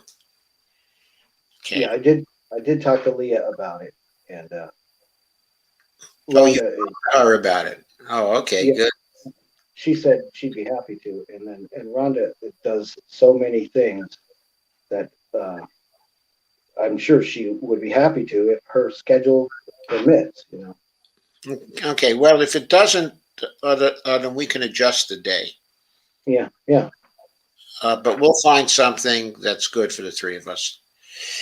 So Steve Gonzo says, Governor Newsom, September 2017, quote, I'm tired of politicians saying they support single payer, but that it's too soon, too expensive, or someone else's problem. Hashtag mirror, mirror. Yeah, mirror, mirror is right. And Laura says, that's right, Jeffrey Denton. You have done such an amazing job of sharing to groups all over on Facebook. Thank you so much, because I did abandon it to go be a Twitter warrior. She is very persistent. So you're the Twitter warrior, and Jeff is the Facebook warrior, but Jeff is a Twitter warrior too, I noticed. Yeah, I didn't notice. I opened my Twitter account in 2014, the first time I got put in Facebook jail. And I still interact. Lisa is one of the people that I really remember from back then. So it's been 5 or 6 years that I've followed 50 Lines Only. And on the day of our last big event uh, at outside of Derek Kilmer's office, that very morning, I had been unfollowed from her after 6 years. You were unfollowed by Lisa? Yeah, yeah, I had to refollow her. I went to look at her uh, Oh, timeline, and saying that YouTube unfollowed you. no, this was on Twitter. This they do it too. They do it a lot. They unfollow you from your favorite people. So, Oh, so you have to be very careful that you can still connect with your favorite well, people. yeah, and who could know? Because there are dozens and dozens, And I have people that follow me every time I'm on Twitter. But I really only spent a couple of days, a week, or even a month there for years because I was busy networking on Facebook. And I know that a lot of people follow me on Facebook or Twitter because I am very open-minded, very progressive, and very aware of the things that are used to divide people. You know, So a lot of people follow me. They don't say much or comment behind me. They just. But I've got some, pretty, like I said, heavy hitters in the progressive movement that are on my friends list. That barely half full. So it's hard Yeah. for me to know Sandy, whether there's. Go ahead. yeah, I was just going to shift over to a comment from Sandy Degg. Okay, but you go ahead and finish, Jeff. Well, it's hard to know whether they follow me because I'm progressive or they're a gatekeeper or somebody that just wants to know what is progressive. You know. So I mean, I got like one day I looked down and Dylan Radigan, friend request. I'm just like, why? And then and the other day, and I've been friends with Paula Jean on Facebook for a while, but both her and Kim Iverson followed me on Twitter at the same time. And this is after Kim Iverson gets to be on a new show. So I just don't know. But I'm friends, certainly have connections with a lot of journalists, and a lot of them are even real and really good journalists. Um, Joe Loria from Consortium News. I Yeah, mean, Elizabeth, Elizabeth Voss for years, and Caitlin Johnstone for years. We've been Facebook friends, and Paul J. I've got a lot of pretty good journalists that we bounce things off each other, and but I don't write. I just do small things to uh, to to clarify the truth, and I do them in a way that I know that I can prove what I say. So there's no agenda in what I do except for giving the truth a fair shake, yes. and that's what I do. That's what I do the most. You know, and with my memory, I can go back to the article and find it somehow. You know, and prove it, and then of course they'll just ignore it. Of course. So Sandy Degg says I was on the RP share team and aggregation teams. Yeah, Sandy, and a lot of your followers, and a lot of pin people. Sarah Williams, Teresa Sanders, Ginger Liberty, uh, Teresa Sanders, yeah. Dolores. We're all pin editors. Um, I got Charles Lovett on Instagram. We talk. So these are people like you that have been on my friends list for years because we really were real progressives, but they still are. You know, Mark Fabian and we interact a lot, and Debbie Tucker, she's one of our best editors. And they each have control of a pin page in their state, you know. But everything gets taken over and changed. Sooner or later, so then we have to start some new things, but we have to keep Yeah, our networks going always. and that's what I do. I hold together people. You know, I'm still talking with Joy Marie. Of course, she did a lot for the movement. She did, and she still does. Still does. So, She's and there's working on the UN complaint with Sharif. but I mean, I do have people on the right sort of, like Tim Canova, or even like my friends list goes from whistleblower John Kiriakou to whistleblower Wendell Potter is on my friends list. But then there's journalists that far right, far left, and in between, and then Jane Sanders and even Levy Sanders and Stephanie Kelton. I don't know why these people why they're on my friends list, but Jeff Weaver, you know, and and a lot of candidates follow me on Twitter, you know, and people in Congress. But I really am straight from the heart, and I'm not beating around the bush. And I only got so many characters to say something, so I make it like I'm probably just like you. It takes you a while to get them back. You just say it a little bit differently. You just gave yourself half of your room. You made room. Yeah, it takes a while to But I mean, these are frame it heavily. properly. You got to be careful how you frame it. These So Frank platforms were. Barrett says, I'd like to know your take, Joe and Jeffrey, on Nina joining forces with TYT. There's just no way you can tell what's going on anymore. From my perspective, I look at these things like Trump, and for me, I see him as, like I said, an actor, a wrestling actor. And what do they do in professional wrestling? I mean, this guy golfs with Clinton and Bloomberg. Yeah, And professional wrestlers, they practice with their friends all week long. But on the night of the big show, oh, the media that gave Trump his own show is his enemy now. yes. So we made sure to tell everyone over and over again that Trump is a liar. So if he's going to call the media fake news, well, that automatically means that media tells the truth. Now, doesn't it? And this is what I see. These are the things I see. So Jimmy Dore and Cenk Uygur, who I freaking lobby for, are having a wrestling actor dramatization, and they divide progressives that way. Their bases, you know, people like Dolores, she's good at putting the blinders on and just sharing everything that is progressive.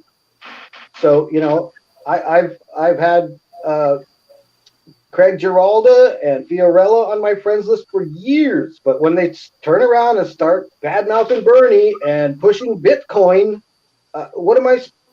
I'm not going to share their crap anymore. I'm not going to share their show.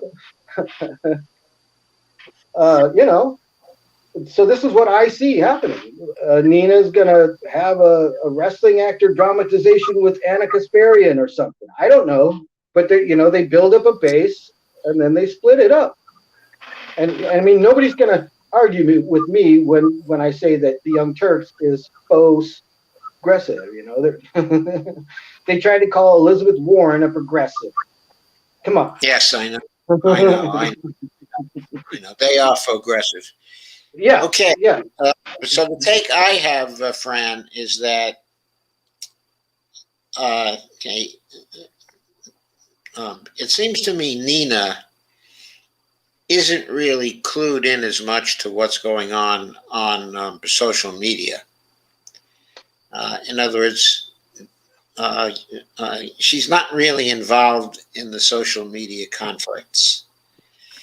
So she doesn't know at this point that the image of TYT is not very good but these days on the left.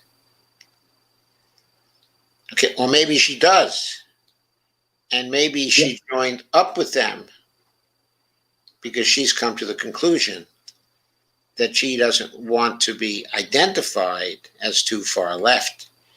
She might come to believe that she actually lost her election because she was perceived as too far over to the left in her district. And she does have to run in that district because she lives in that district. However, I don't think that she's right about that. I think if she had run a knockdown, drag-out campaign actually for Medicare for All, always putting that front and center, then I think that she would have won.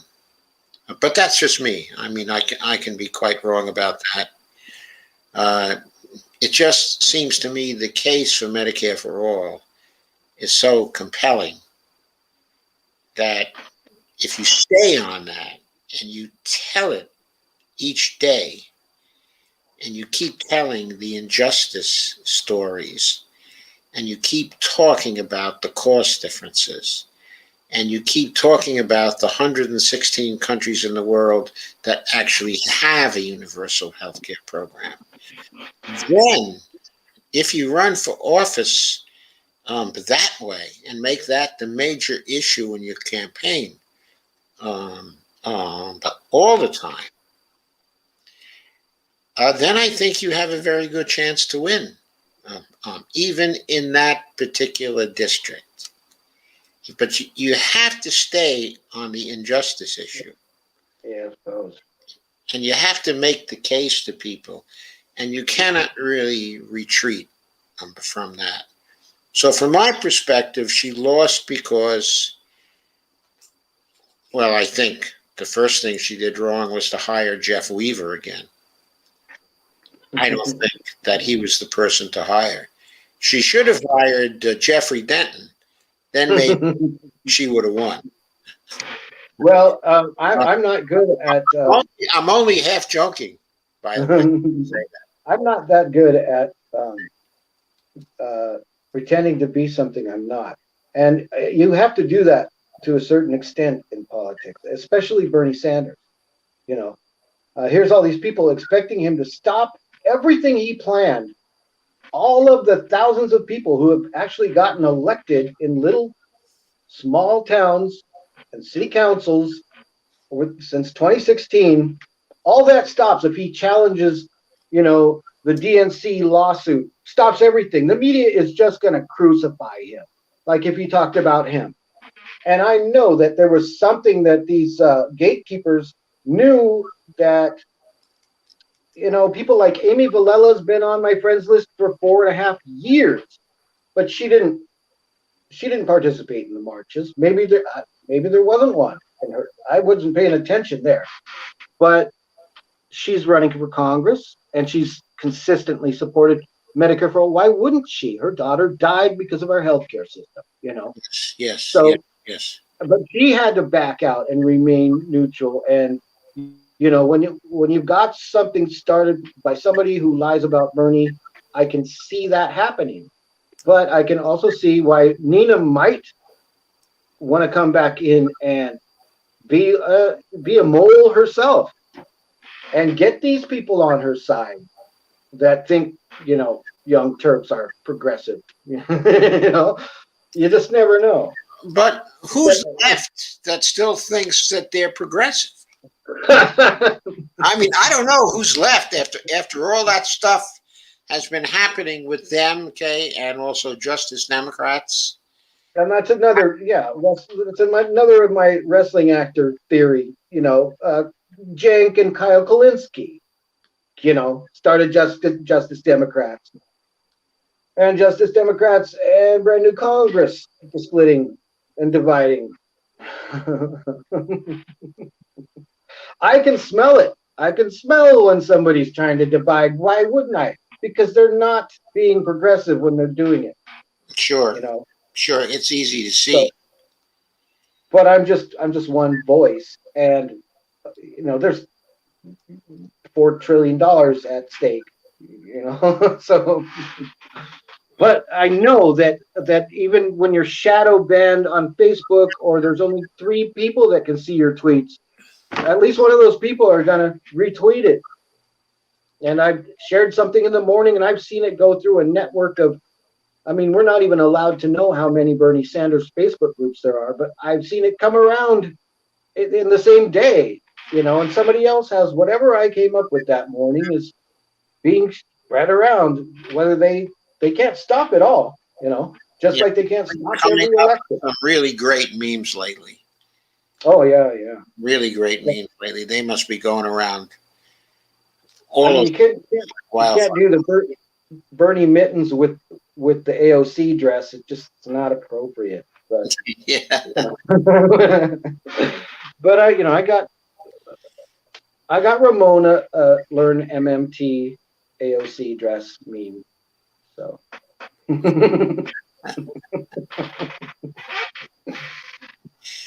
And Lana says that Minneapolis also passed $15 an hour, though it did not go into effect immediately. So when does it take effect, Lana? it took 3 years here. Yeah, it's probably going to take a few years, okay, in Minneapolis also. Uh, And now, Democrats are talking about something Bernie accomplished 6 years ago. Like it's a great thing they're doing. And before uh, we can move on that. done it. They haven't done it. They failed to do it. I mean, Yeah, it really so easy to do it. yeah, All they had to do was for Chuck Schumer to yeah. leave the $15 an hour in the reconciliation bill, put it on the floor, and dare those senators to vote against it. They would have been responsible for taking down the ARP. That's all he Yeah, had to do. And if someone raised a point of order, with respect to reconciliation, then what the vice president does is simply to decide the point of order in favor of the reconciliation bill and just say, you're out of order. That's all that has to be done. That's all that had to be done to actually pass the thing. Instead, what did Schumer do? He made the change himself. He took it out of the bill. He didn't put that bill on the floor as it came over from the House. So he forced Bernie to try to actually put an amendment in it for the he's 15 the bucks. Amendment King. He is the Amendment King. He may be the amendment king, but he got into a situation where it was very easy to turn down his amendment, which is something very different from turning down the whole bill. As long as the $15 an hour was wrapped into the rescue plan, it had a chance of passing. But once Schumer took it out, it didn't have any chance of passing. Schumer knew it. Biden knew it. All I think about in these situations is just like my own personal legislative district. We're going to have to talk to corporate about that first. And you can certainly see how it's much easier to get people $15 an hour in cities across the country without federal legislation, just like it would be with single payer health care, just like it was with legal marijuana. Yep. And so you can see right through that failed argument about, state-based plans hindering the national plan. And that's the first thing I thought of. Plus the fact that we already ran an initiative, and then we ended up helping build an entire movement and marches in 52 cities. So, I mean, it just blows holes. It's like blowing holes in Jimmy Dore's lie about you can't change a political party. The Clintons just ruined the Democratic Party from the inside. Yes, he did. Yes, he did. and the government goes around the world. The CIA infiltrates. You know, look what Ecuador had Julian Assange in their embassy, and somebody in the United States government went down there, and they got a new president, and Julian Assange was kicked out of the Ecuadorian embassy. They got a new president, and the CIA had bought him, basically. And so somebody's lying about changing political parties from the inside. So what am I supposed to do? Not say anything? Especially when they kick it off lying about Bernie and who he signed a loyalty pledge for. Let's face it, people are getting elected still, and none of the gatekeepers or the YouTuber media or the mainstream media ever talks about that. Cory Bush, one thing. But how can we know if we can even trust her anymore? That's the thing. Because she's not attacked. She's not attacked, so that makes me suspicious. Even though she's the only member of Congress that really is on my Facebook friends list, But if she's not being attacked, why not? From my point of view, what I do is I look at what they do, and I try to make conclusions based on on what they do. Instead of some hearsay that somebody else is parroting that isn't even in her in her congressional district, right? That doesn't even live in her state. Yeah. Right. Okay. I don't listen very much to what people say, and I don't listen very much to what they say. Yeah. I watch what they do, okay, and how they act. And when I look at that, so far, they have not been exercising the power that I think, okay, they have. When I say they now, I'm talking about the CPC. I'm not just talking about the squad itself. I'm talking about the whole CPC. In other words, theoretically, there should be 50 votes in there out of the 100 that we can count on to say no to the things the establishment would like to do. And they won't bring those 50 votes to bear to say to us, okay, or to say to the establishment, unless we get ours, this shall not pass. And if this doesn't pass, then guess what? You don't win in 2022.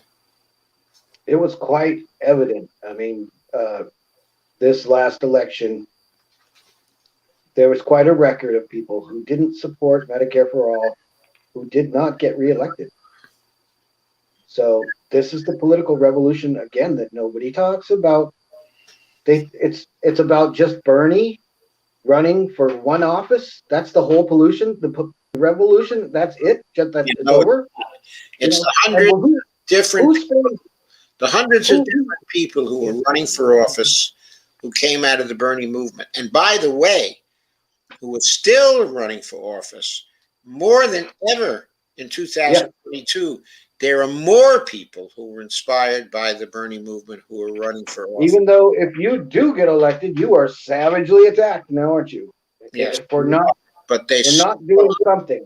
They still are brave enough to run for office and to work hard and to do it with no money. And that's because of the inspiration they got actually from the movement. Yep. Yes, they're still doing it. Yeah. So Laura Fielding says, just for clarity, though, Georgia Davenport founded Whole Washington. Yeah.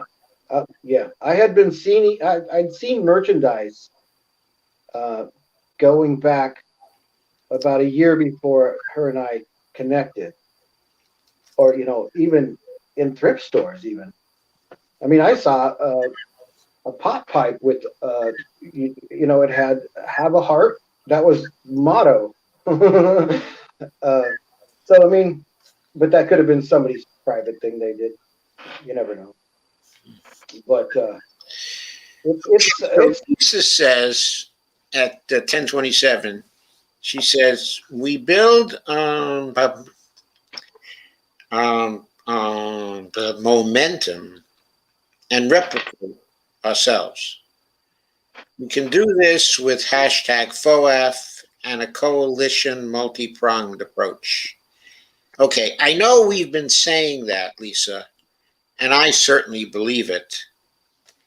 But what I'm really trying to get at, okay, with this whole series of conversations is how people build coalitions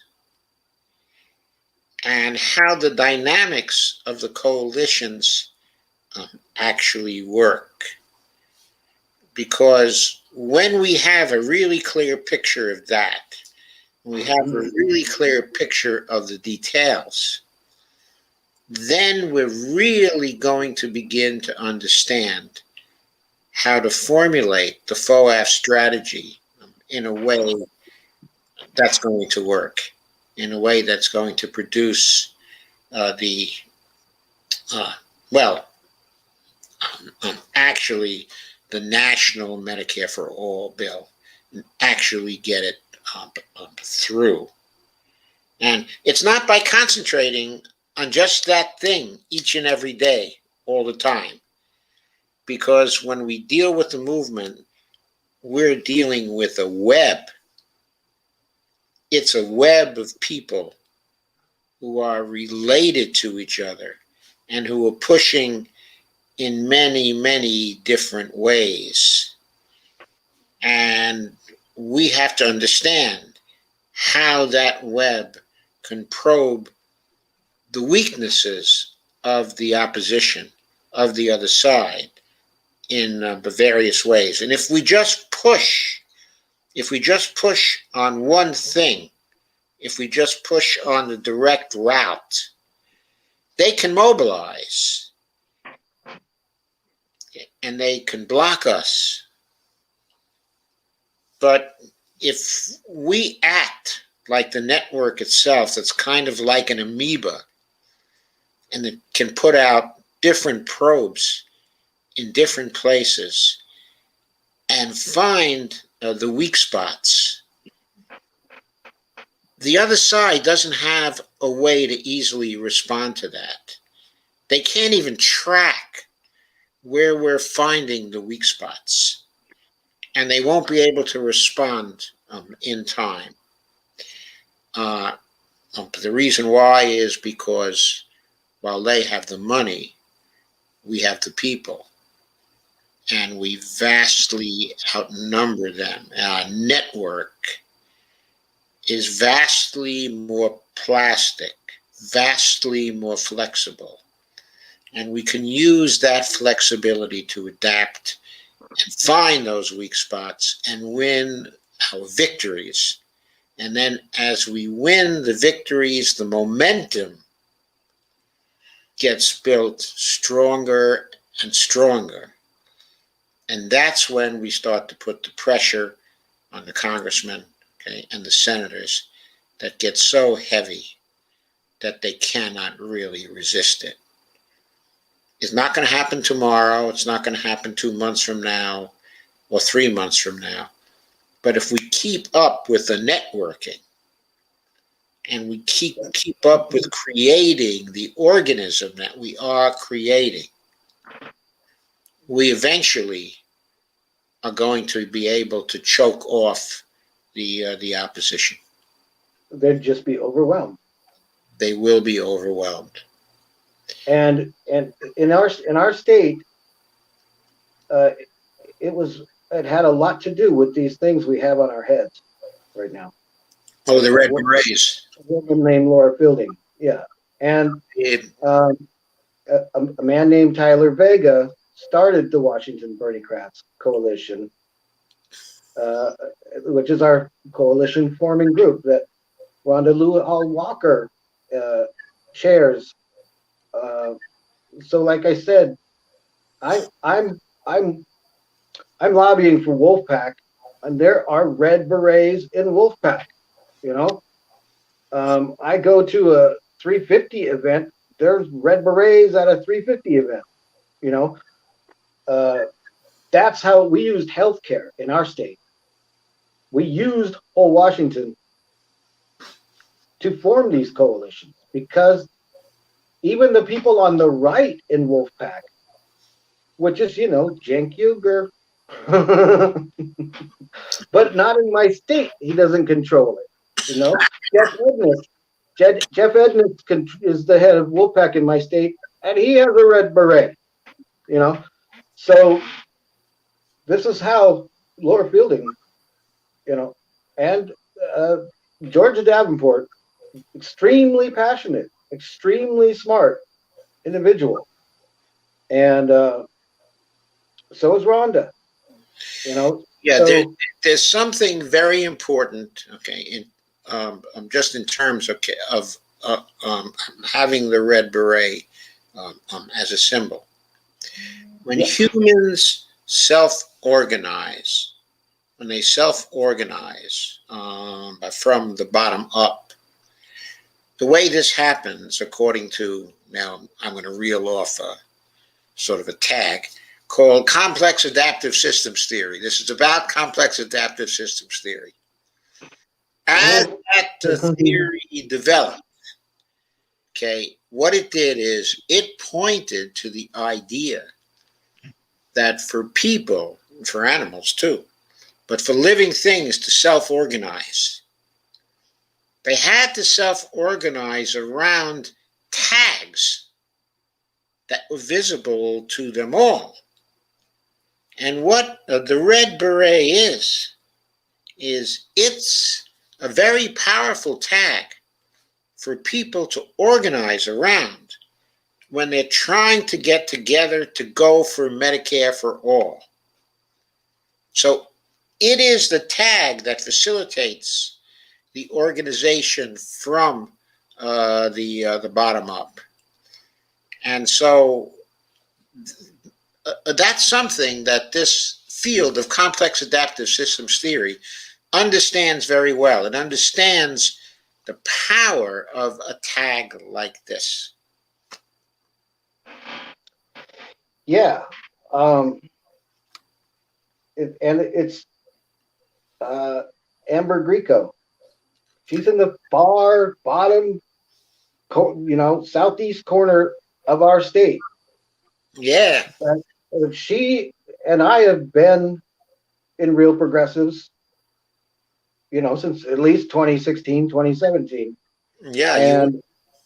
And so we, she's our anchor and for knowing MMT the most. And Jason made a point of studying it, and so has Laura now. And for me, like I said, I if it's unethical, to keep using monopoly money. So, but why would I let anything go that, I mean, obviously we can easily afford Medicare for all. Sure. Easily. And so, and my job is to tell people that, yeah, the Democrats are bad to you. They're lying to you, and they're bad. And nobody wants to hear that. But they conspire with the Republicans to hide the deficit myth. And they act like, well, how are you going to pay for something that hundreds of millions of you pay into every Friday? I mean, for God's sake. Gets me really, really angry about this right now is most of the Democrats by now have to know that there's a best-selling book, okay, in Yeah, economics exactly. telling them about the deficit myth and talking about how the debt doesn't really mean anything for a monetary sovereign such as the United States. And they still go around talking about the same crap about how it's necessary to pay for it. They know very well there's this major change going on, okay, in economics that says, no, you don't have to pay for it on a one-to-one basis, or even better put, there's no trouble in paying for it. We always pay for it in the same way. The Treasury Department spends a congressional appropriation. That is how we pay for it. If you want to know the real question behind that, how does the money get into the Treasury Department account in the first place so it can pay for it? Well, that involves all kinds of complexities. Exactly. But even though it does, what the public really has to know is that the tools always exist to get the necessary money to spend the congressional appropriation. They always exist.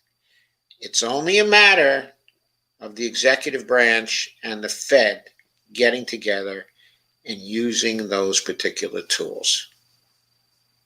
And some other day, some other time, we can talk about what those various tools are. But the most basic point is things are always paid for in the same way. There is the appropriation by Congress, and there is the spending by Treasury into the non-government sector. That's what happens. Okay, so Liz Negelin says the marijuana was accepted because Big Pharma can use it now, but genetically modified, of course. Yeah. I think that's why the Cheeto put it in the farm bill that you can grow hemp, because him and Mitch McConnell got together. Mitch McConnell's been, sitting on hemp like Pramila Jayapal sits on Medicare for all. They and Bill Gates, largest farmland owner in the country, possibly the world, bought 500,000 shares in IG Farben, Bayer, Gates, Monsanto. Jesus. So and this is a company that they made the bombs for the Nazis. They made the poison gas for Auschwitz. Yeah, Zyklon B. The same company that the czar that was allowed to buy the health of the world privatized the world's health. 500,000 shares in this company, and Roundup is still just at my local supermarket. So any kid can walk up and pick up this jug of poison that had to pay out more than $2 billion in just one lawsuit. And then I mean, we got some bad people in our government. The FDA won't approve marijuana. They're still having to study it. They've been cultivating it for 12,000 years, Well,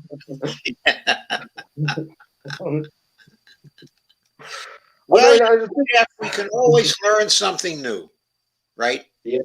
They've been cultivating it for 12,000 years, but there's always something new to learn about it. Well, yeah, you can make it in any strength.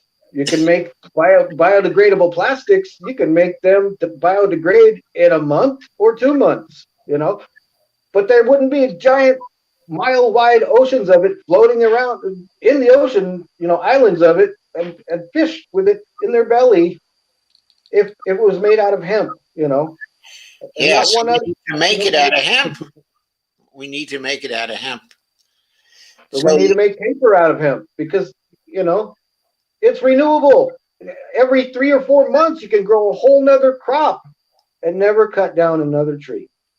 That's why it's illegal. That's why it was purposely confused with marijuana when it doesn't even get you high,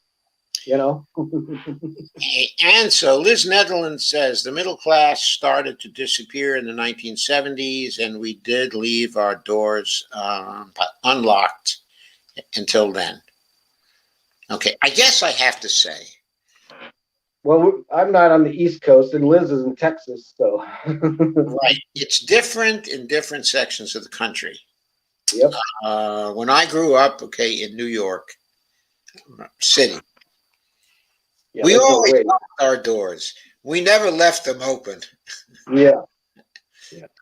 So I was always in the habit, okay, of locking our doors.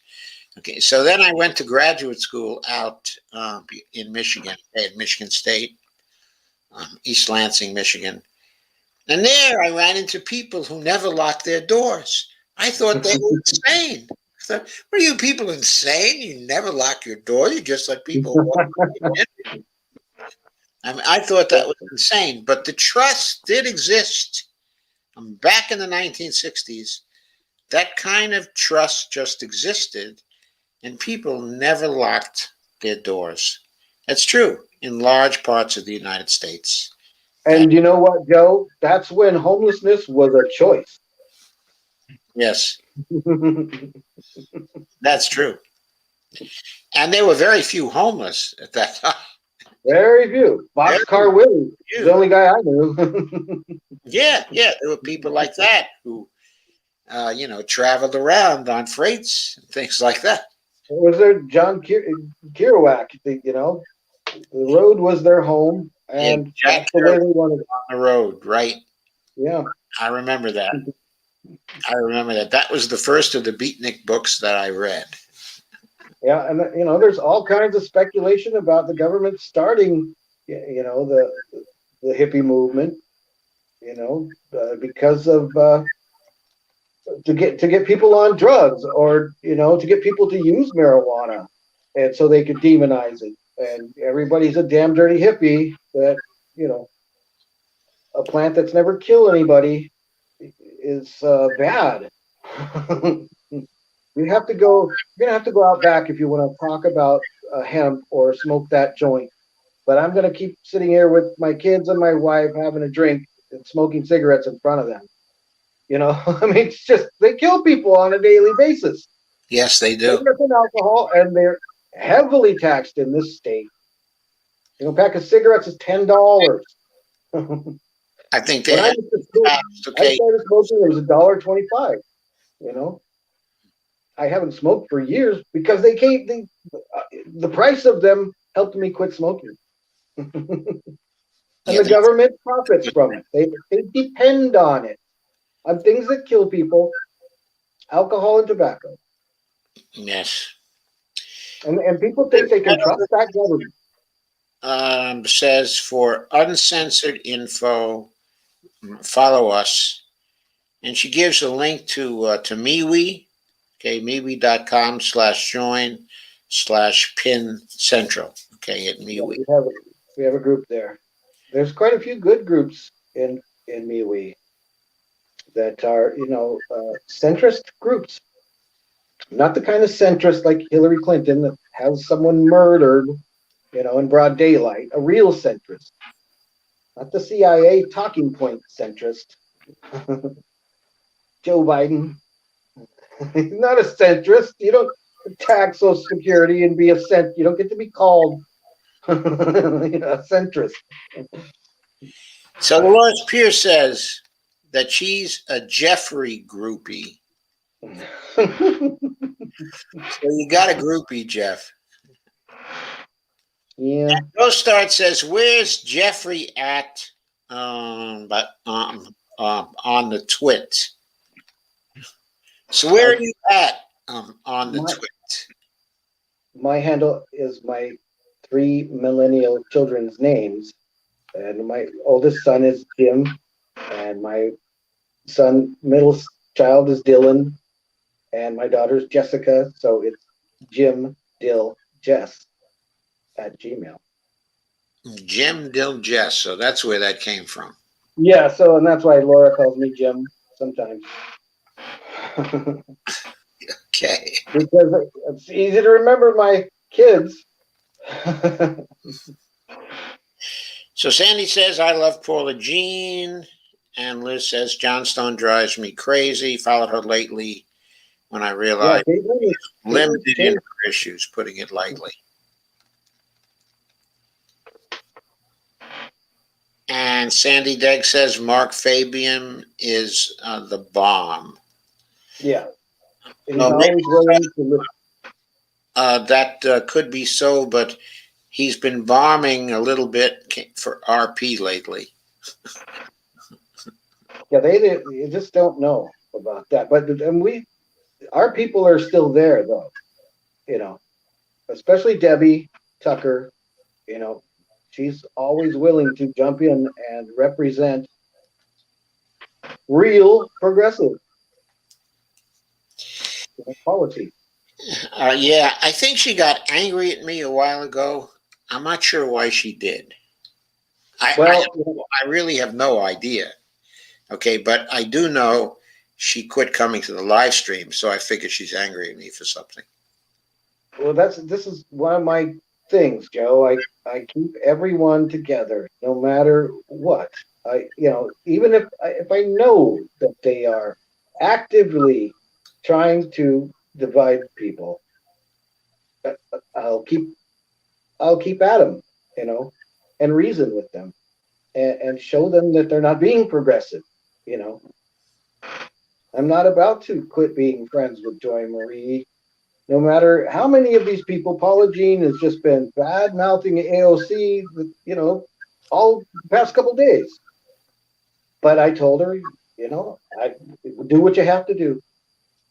You know, whatever gets her attention, as long as she's still bringing attention to the issues in West Virginia, I'm gonna keep supporting her. And I know that she's going to keep supporting single payer health care. And I told her so. And I don't know anything really the truth about AOC. I really don't. Who could know the truth about anything? I know for a fact that I cannot trust anything the media says. So and that's what turns people off and freaks them out. Because that means he's a Trump supporter. Oh my God, that automatically means you're a Trump supporter. If you question anything the government's doing right now, or anything the weapons of mass destruction media says, you don't have any choice. You don't have the choice of being the 75% of the country that does not identify as Republican or Democrat. You don't get that choice. You're a crazy conspiracy theorist if you questioned absolutely anything, I you know. know, and it's just batshit crazy, you know. Okay, so Dolores says I've been watching Dr. Joe since he had his show on RP. Thank you, Dolores. I certainly appreciate that. Because I know that when I left RP, there was pressure on people not to watch my show. Yeah, yeah, like uh, Dolores dropped the Convo couch in the pin editor's chat today, and I looked up the emoji for neutral, and I just put, and it was a straight face, no smile, no nothing, and I'm not going to tell her you quit putting it in red berets. I never have once told her that. You know, Laura might be mad about it because they've certainly moved to the right, and they certainly have an agenda. To divide Yeah, because why wouldn't? I mean, if they're going to start selling Bitcoin and whatever. yeah, So that's I don't trust RT America at all. I don't trust uh, anything to do with the Justice Democrats except for you know Dorothy and Sarah and everybody else that has a red beret. Some of them started out there. yes, yes. They They, did not control. I don't know. I don't know why in the hell Jayapal, you know, has just been ignoring whole Washington. I mean, I've looked and she doesn't have any more money from the healthcare industry than Bernie, 60,000 max or whatever, no super PAC contributions. So I don't know what the hell to think about Neener or, but, you know, if these people are going to support Medicare for all and tell people about it and organize events for it, which any smart candidate would do who's running for office, then I will support them. And that's, you know, at the least I owe Laura, so I'm not going to go after members of Congress that I have no way of voting for. I don't live in their congressional district or Yes, I understand. side of the country, you know. And I don't understand why I would stop and, like I told you, my congressman let Boeing regulate themselves, and airplanes full of people fell out of the sky. And you want me to be mad at what somebody didn't do that lives across the country from me?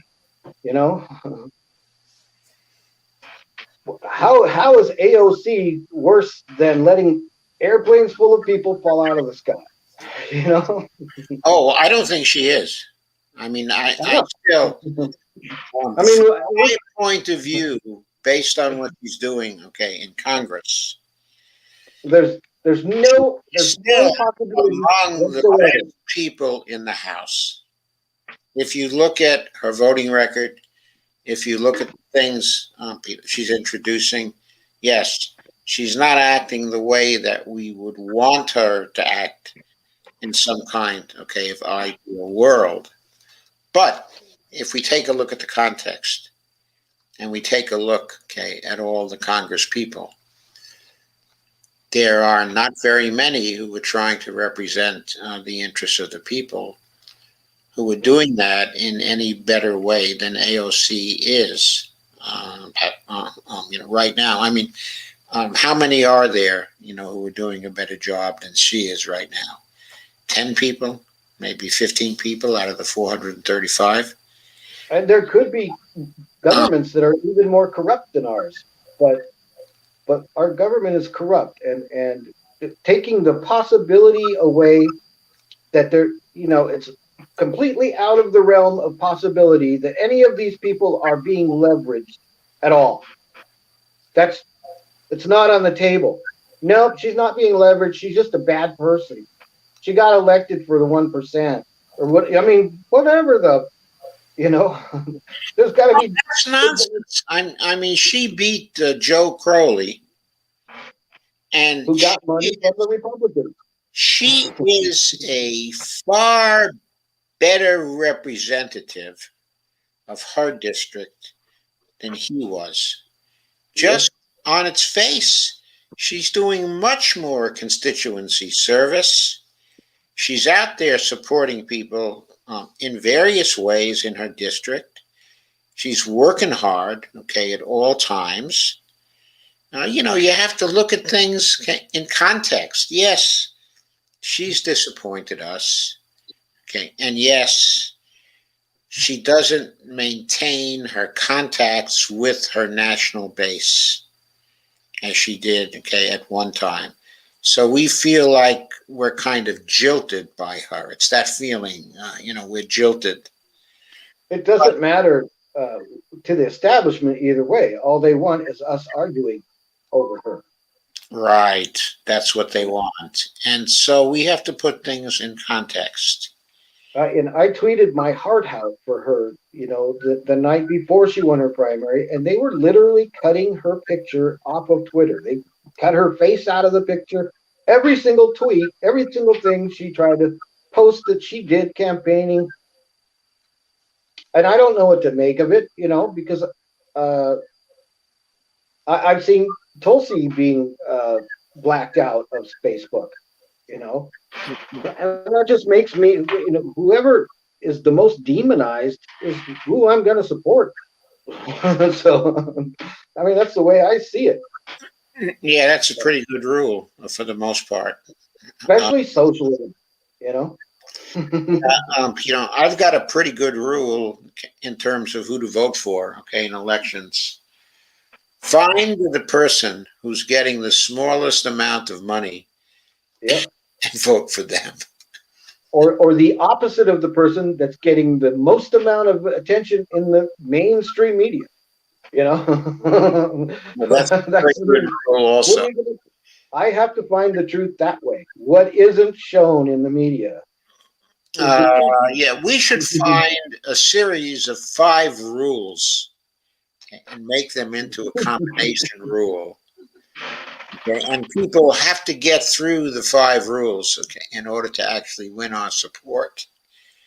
I think we need that kind of formula, okay, around. So Kristen Perilli says, I live in Washington State and I only make $14.50 an hour. Okay, and Lana points out $15 in Minneapolis by 2024 and in St. Paul in 2027. That's amazing that people have to wait that long. Then it should be at least $20 an hour, in my opinion. But at least they put it in motion. Yeah, incremental, slow motion. Right. And that's the lesser evil. I'm going to have to skip over some comments because we're running kind of late here. Of course, we always manage to run kind of late because we like this so much. But so Laura says, I'm capturing screenshots and photos. Figures. And Lana says, what does he mean? It's not ethical, unethical to actually use the monopoly money. Because there's nothing tangible to back it. There's no gold. It's not backed by gold or silver or anything that you don't have to scrape up in resources to say that it's worth something. And they just create it with the press of a button for endless war. Is that fair to the other countries we're at war with? No. Okay. Why would we have to be at war with? We can take over any country we want like that. And you know it. We did it in Iraq. 34 days. Well, I don't think we took it over in 34 days. We destroyed 3 or 4. I think we destroyed quite a lot of it in the 34 days. Okay, but we never got to actually control the country. All we did was destroy the social structures and mission accomplished. Of coming together. But because we destroyed all the social structures, we could not really take over the country because there was nothing to command anymore because we destroyed it all. But the publicity stunt, mission accomplished. Yes. And it was a publicity stunt. And I mean, we could just pretty much, Hiroshima them. Right. That would ruin the resources we were after. We were after the resources. You know what I mean? I do know that we were after, the oil, or at least there was a faction inside of our government that was supporting that war because it was after the oil and after the resources, not just in Iraq, but in the whole Middle East. Okay, and Iraq was a big foothold there. So Steve Gonzo says, all hail the activist industrial complex. Looks like the revolution will be televised after all. A new reality show, The Activist, is coming to the U.S. next month. Problem solved. I'm all for. I believe him. Yeah, they may do something like that. Will they take over every single movement? They do. So Laura says, I suggest, as Joe does this ongoing series on the Red Berets, that all of you consider taking a screenshot or two of the live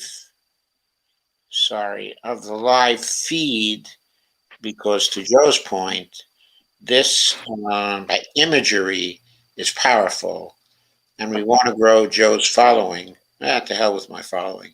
And get the word out that he is platforming many healthcare activists. Yes, that is the point. It's important. We can make a collage. Yeah. It's important that we are platforming the activists themselves so people get to know the movement. That's why I That love Joy Marie.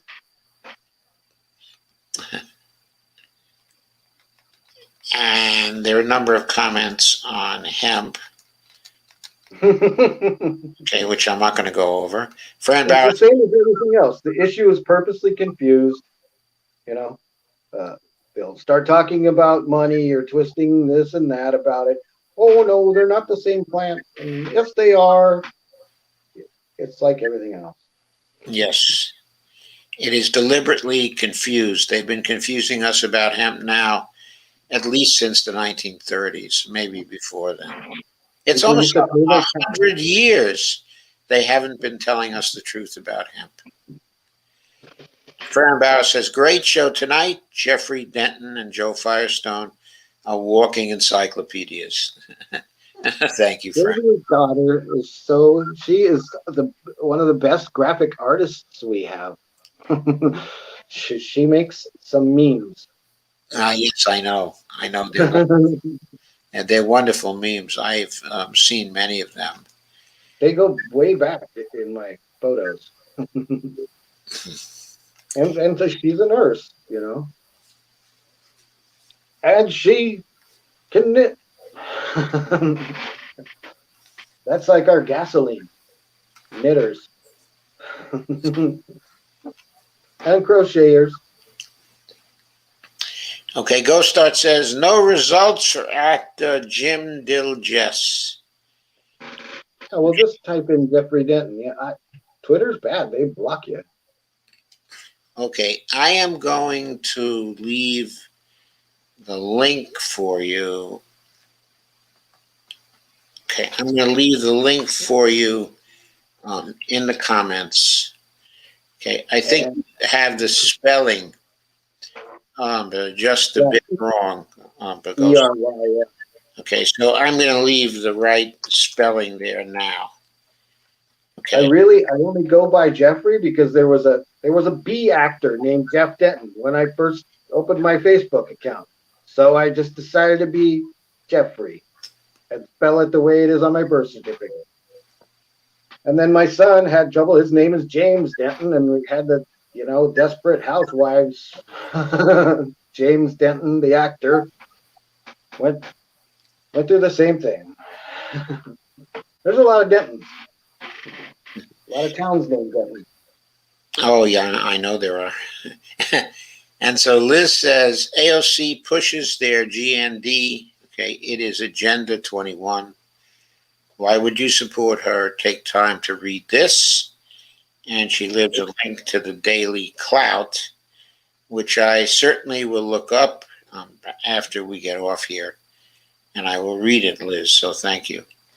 Sandy I Davis. mean, I'm sorry, Jim. okay, well, I was just thinking it seemed to me that Barack Obama had been almost bred for his position.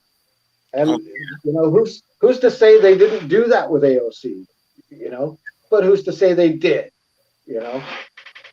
It's just, and even if you find the truth about something, there will be a million tons of misinformation and disinformation poured in right next to it that has half truths in it that really gets you going it's and true. pulls you away from the truth.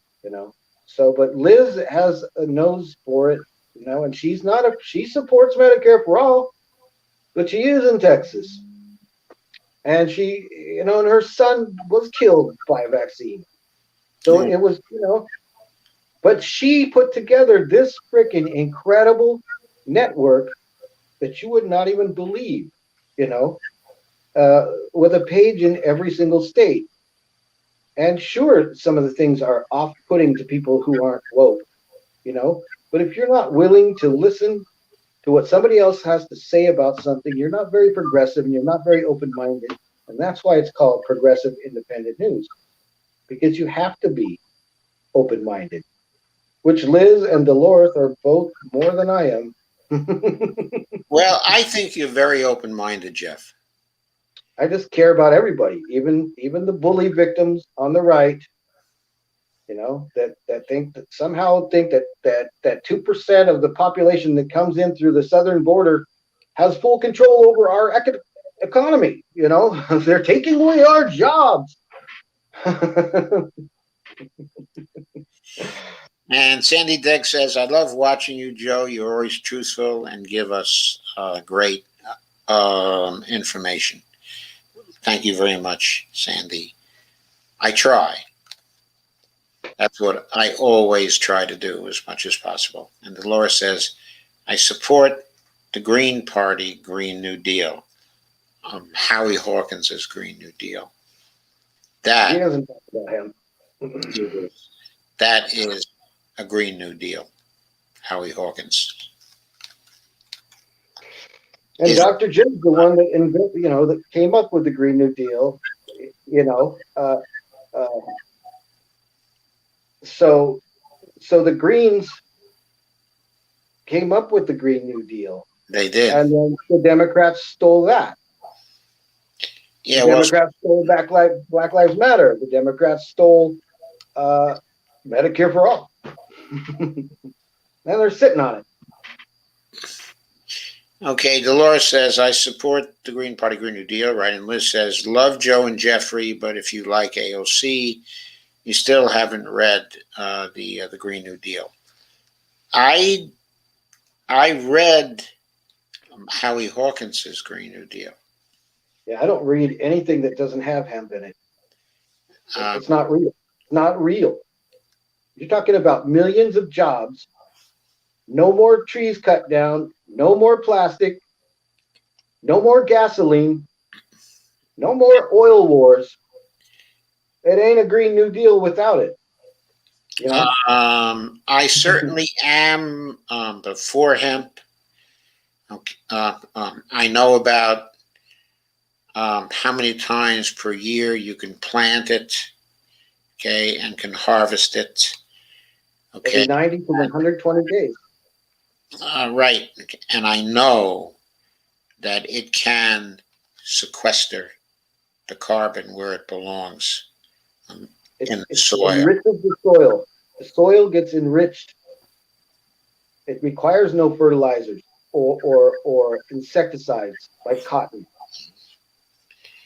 It's the thing to do to get the greenhouse gases out of the air.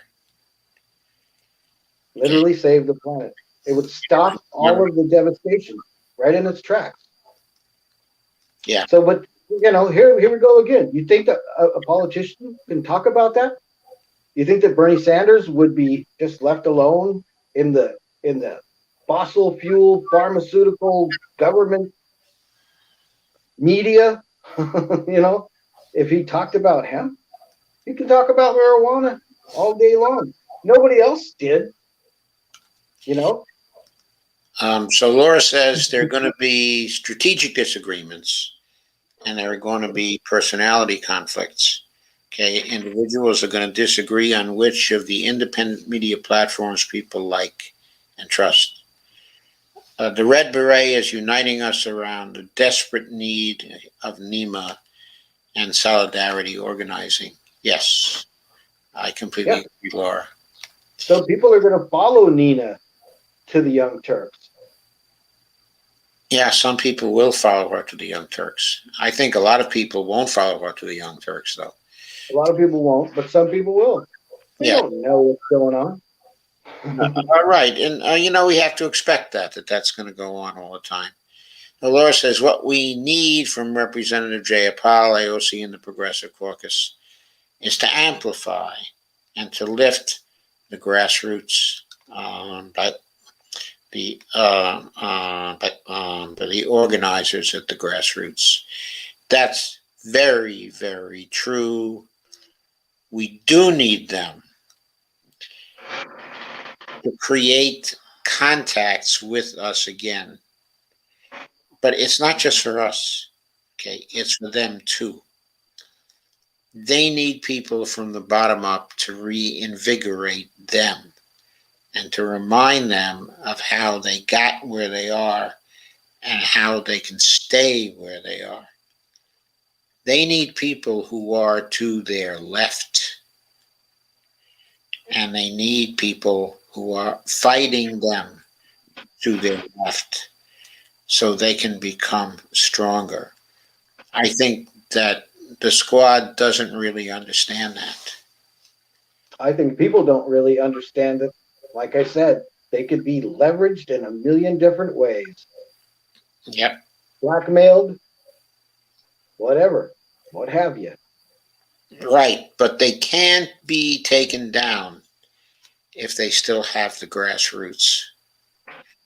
And by cutting themselves off, by cutting themselves off in that way, they're opening themselves up to all the attacks that can come from the establishment, okay, from the mainstream, all the underhanded things, okay, the mainstream can do, because when they then turn around and they try to look back to us, we won't be there because we need to be watered, It's that and they're simple. not watering us. Not Yeah. any longer. They're afraid to water us. And by not watering us, they're committing suicide themselves. But how many things could a person be doing that are positive once they stop to punch sideways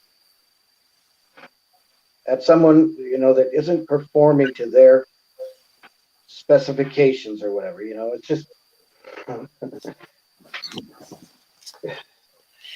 it's only obvious to me, okay? But it's very obvious.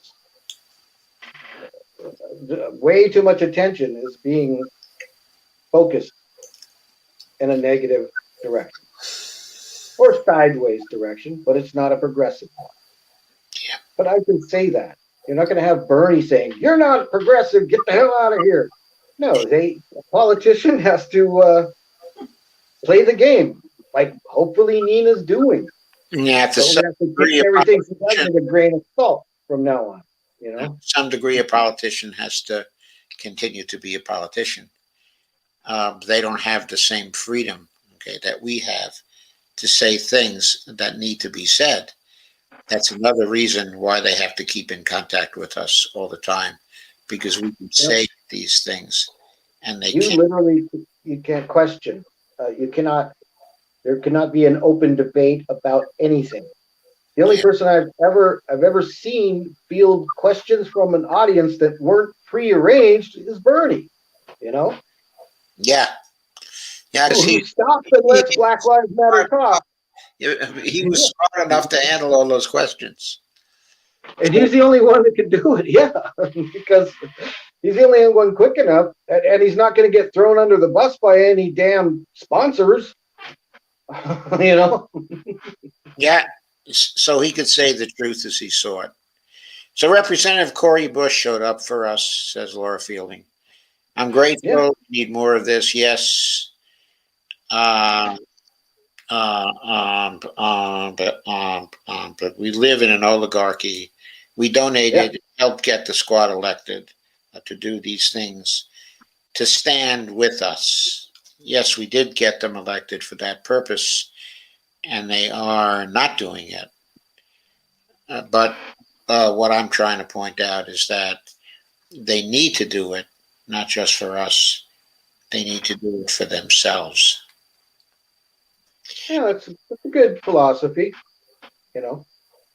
Yeah, and Lana says going back on the gold standard doesn't fix that. It's the wrong approach. Joe, please discuss why this isn't the best way to think about NT. Yeah.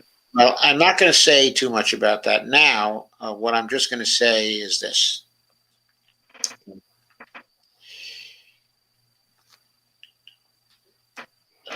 The basic value, okay, of the currency that has no backing, the basic value of that comes from the legitimacy of the government.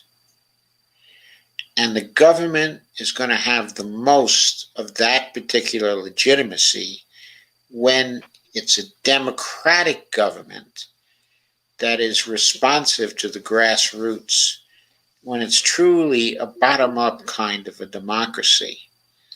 That is the best backing for a currency that you can have. And the reason why it's the best backing for a currency that you can have is because that backing is the strength of the democracy itself. One of the problems with our money, okay, at this point, is that it's been used to strengthen a non-democratic system. Sooner or later, that's going to backfire.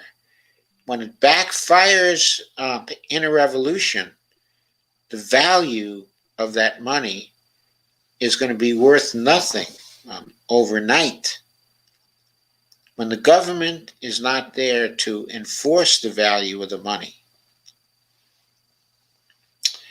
it goes completely south. Look at what happened to the ruble in Russia, okay, in the 1990s, okay, the late 1990s. The ruble lost almost all of its value. It became equivalent to toilet paper back then.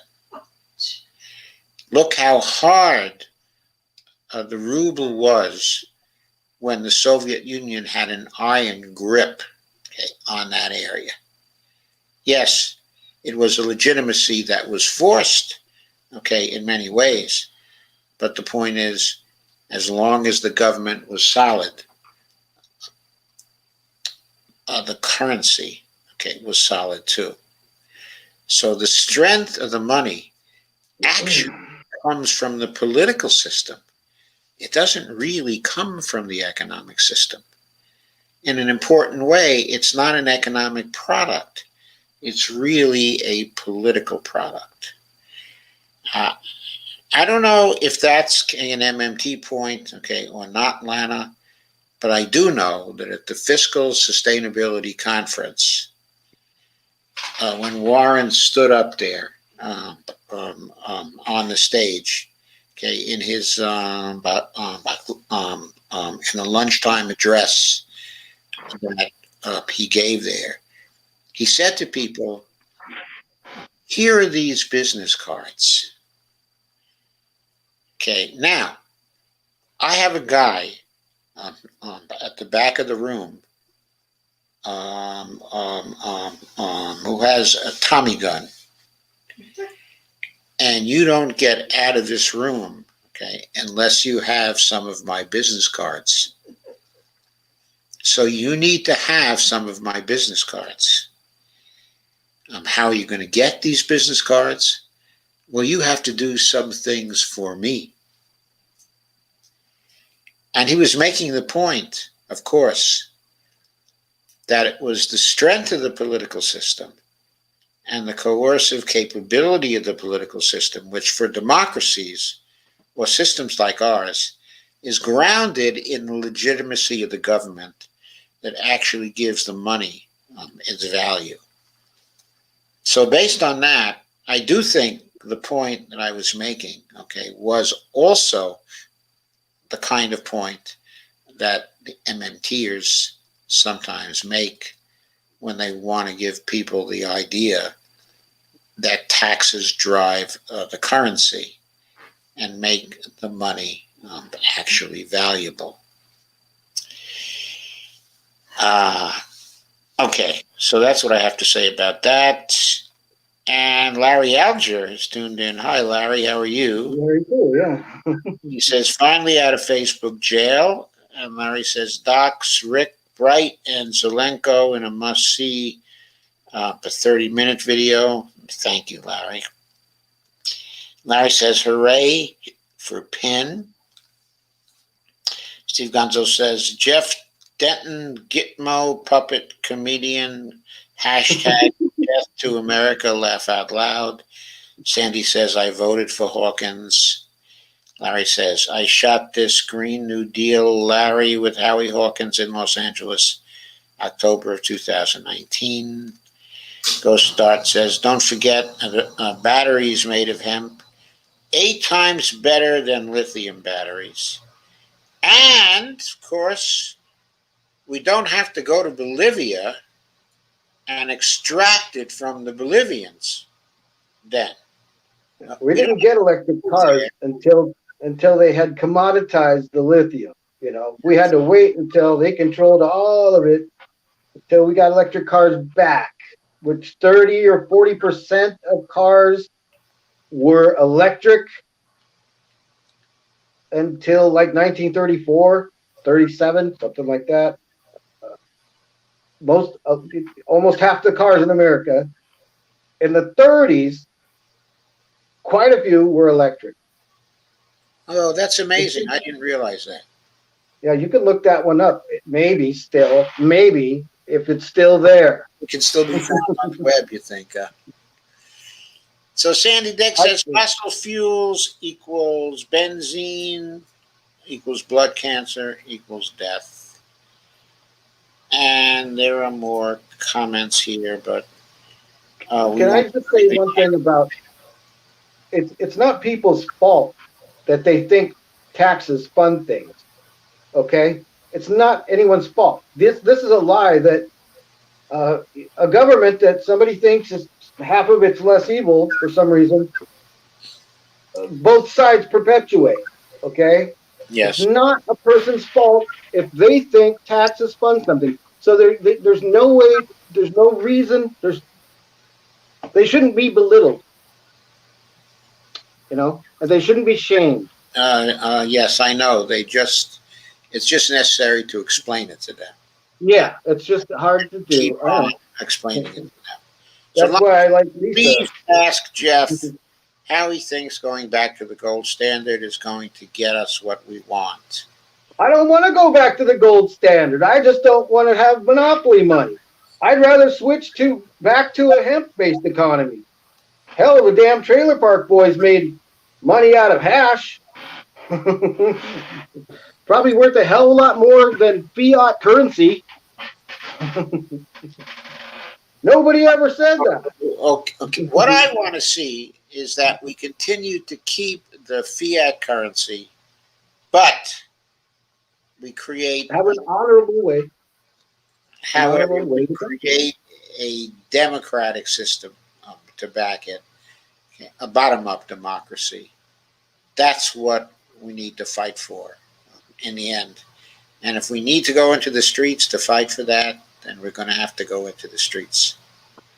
But if we want to continue to exist, that's what we have to create. I'm talking about this as an existential crisis because that's the only way we're going to solve the climate emergency, too. So we are now nearing the end. I say to Bonnie,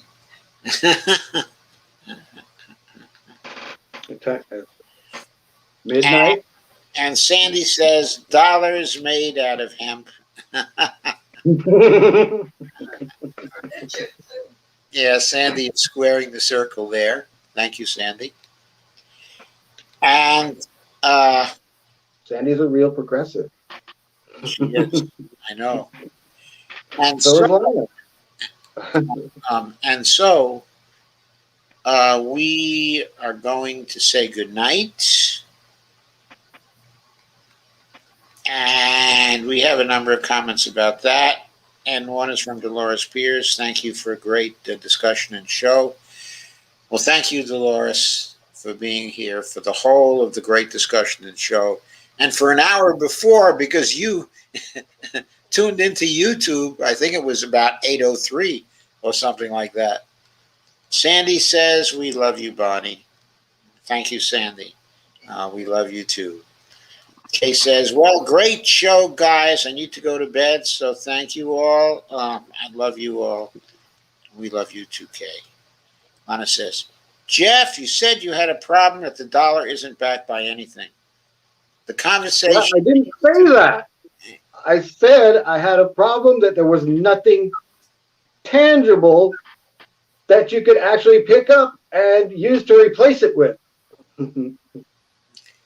But there is something that is intangible that you can replace it with. And the thing that is intangible and so much more valuable than any of these other things is the legitimacy of a democratic government. Yeah. If you got that, then you have If you everything. can trust that government, which if you don't trust it right now, you're crazy and a conspiracy theorist. Because any government that doesn't have Trump in it, automatically trustable. Don't worry about it. Right, but not by us. We are going to continue to worry about it, right? I Yeah. mean, we're going to continue to worry about it. They're not going to put that one over on us. Dolores says Jeff needs to come back as a guest. He does. I guarantee he will be back as a guest.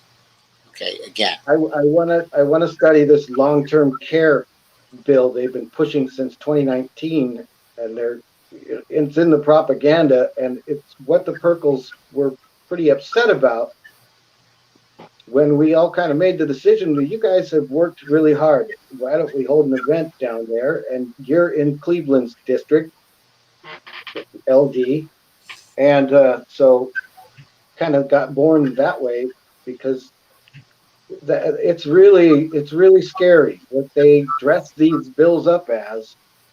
And when you're looking at uh, the NHS giving people the same gas money it took them to get to the hospital so that they have a safe way home, and Americans have to worry about long-term care after they've paid into goddamn Medicare their entire life.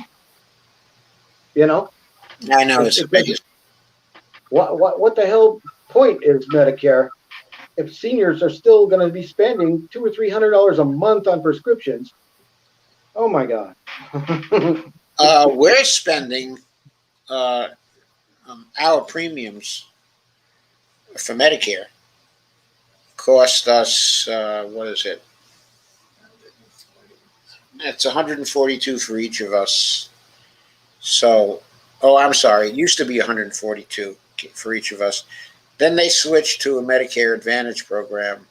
Now we're each paying only $47. The problem with that is that we know that they're going to try to recoup the rest of that money on the back end. In the Medicare Advantage program, we've seen our tests go up, the copays on our tests go up. I think that's the main way they have. Okay, and the deductibles also have gone up as well. So the way we're getting around that part of the system is that these days we are fairly poor.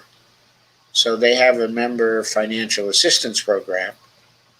So we've applied to the member financial assistance program, or I've applied. Okay, and I have gotten in that program for Kaiser. And so now the prescriptions I use, okay, are at no cost to me.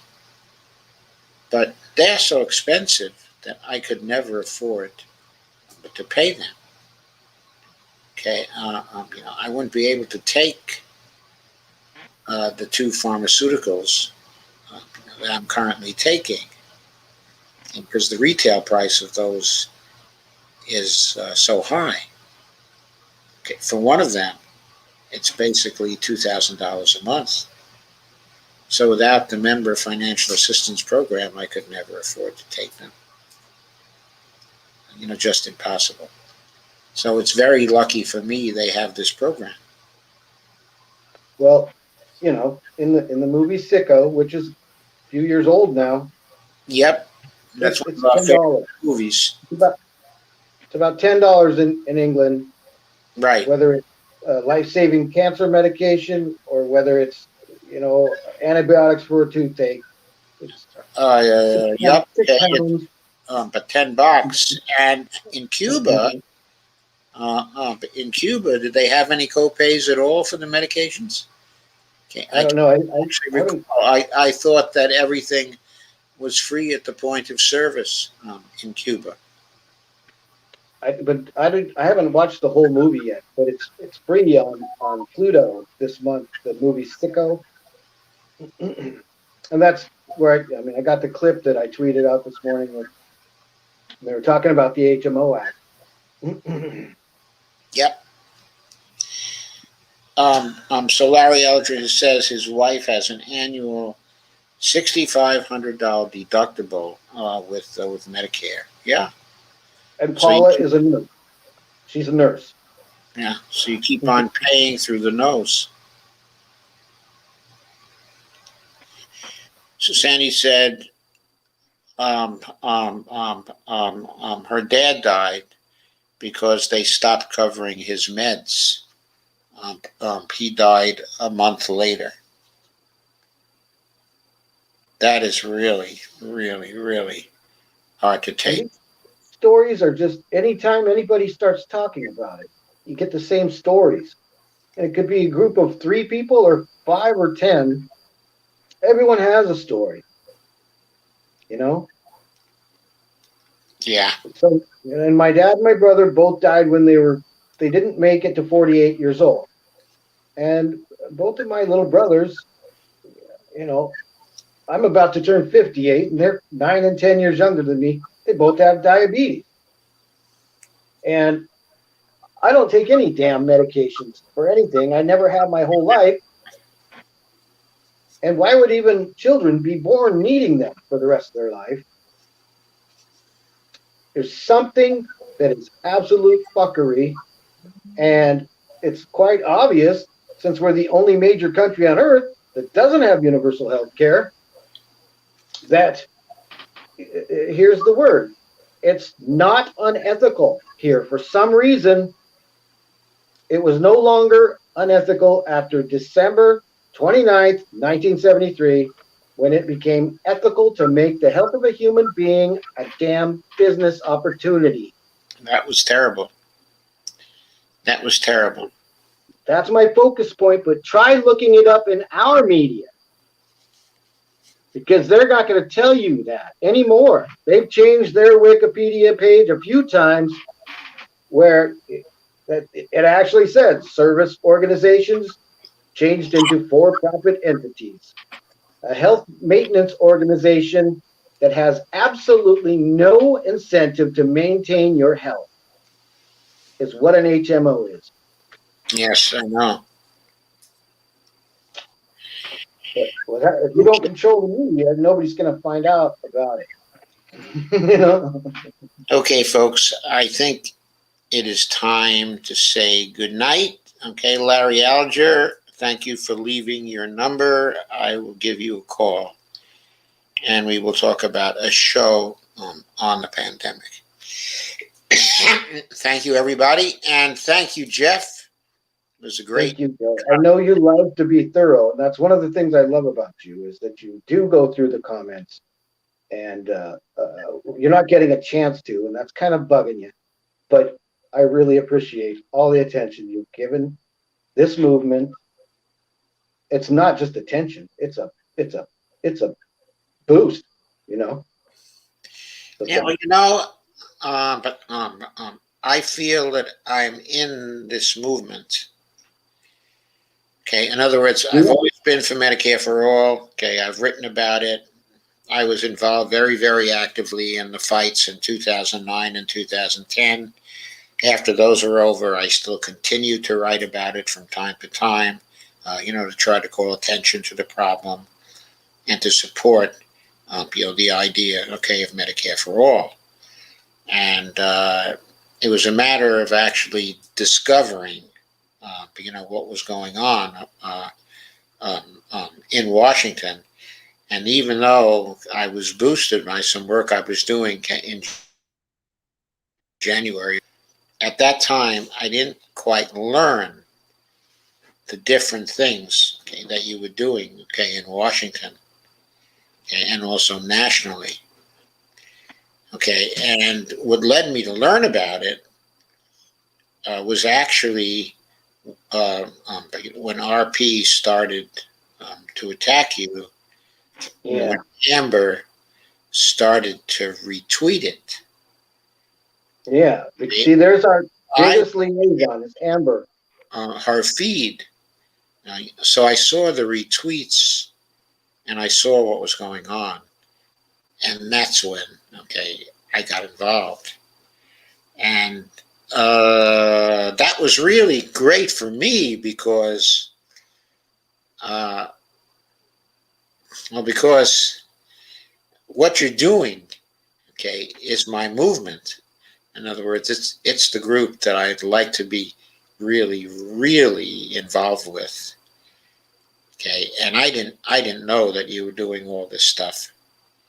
I And can I can really spot something that as soon isn't. as I learned, as soon as I learned, I just thought, um, I really want to help this. I really want to help this. So basically, I've joined up. Yeah, good. Thank you. And you haven't, And and you're thank you. still going. Thank you. I love the red beret. Yeah. Thank you, Laura Fielding.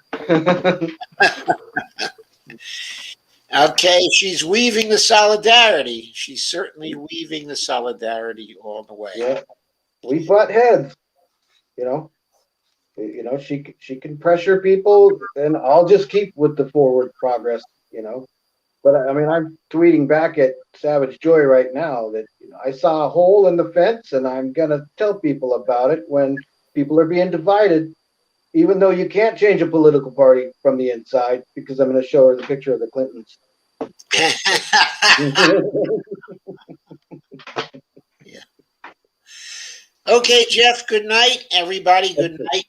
I will see you again tomorrow night. Tomorrow night will not be a Red Beret series show. I think I need to have at least one show a week that's generally on the news, because I generally cover broadly the news. So I want to keep on doing that at least for one night a week. But until further notice, I will be doing 3 shows a week in the Red Berets series. I'll be covering everybody. I'll be platforming everybody. And then I'm going to go around and I'm going to do it again. And I'm going to keep on doing it in order to strengthen the movement and strengthen the strategy. I want everybody to think about the strategy and to develop the strategy. I want us all to be very clear on what fighting on all fronts actually means. So that's why I'm doing this. So good night, everybody. And again, thank you all for coming. Thanks. Night, Bonnie. I'll see you. Bye. Okay, Jeff, good night. Good night. We haven't ended quite yet. Marielle just says, thanks, Joe. Ending now, folks.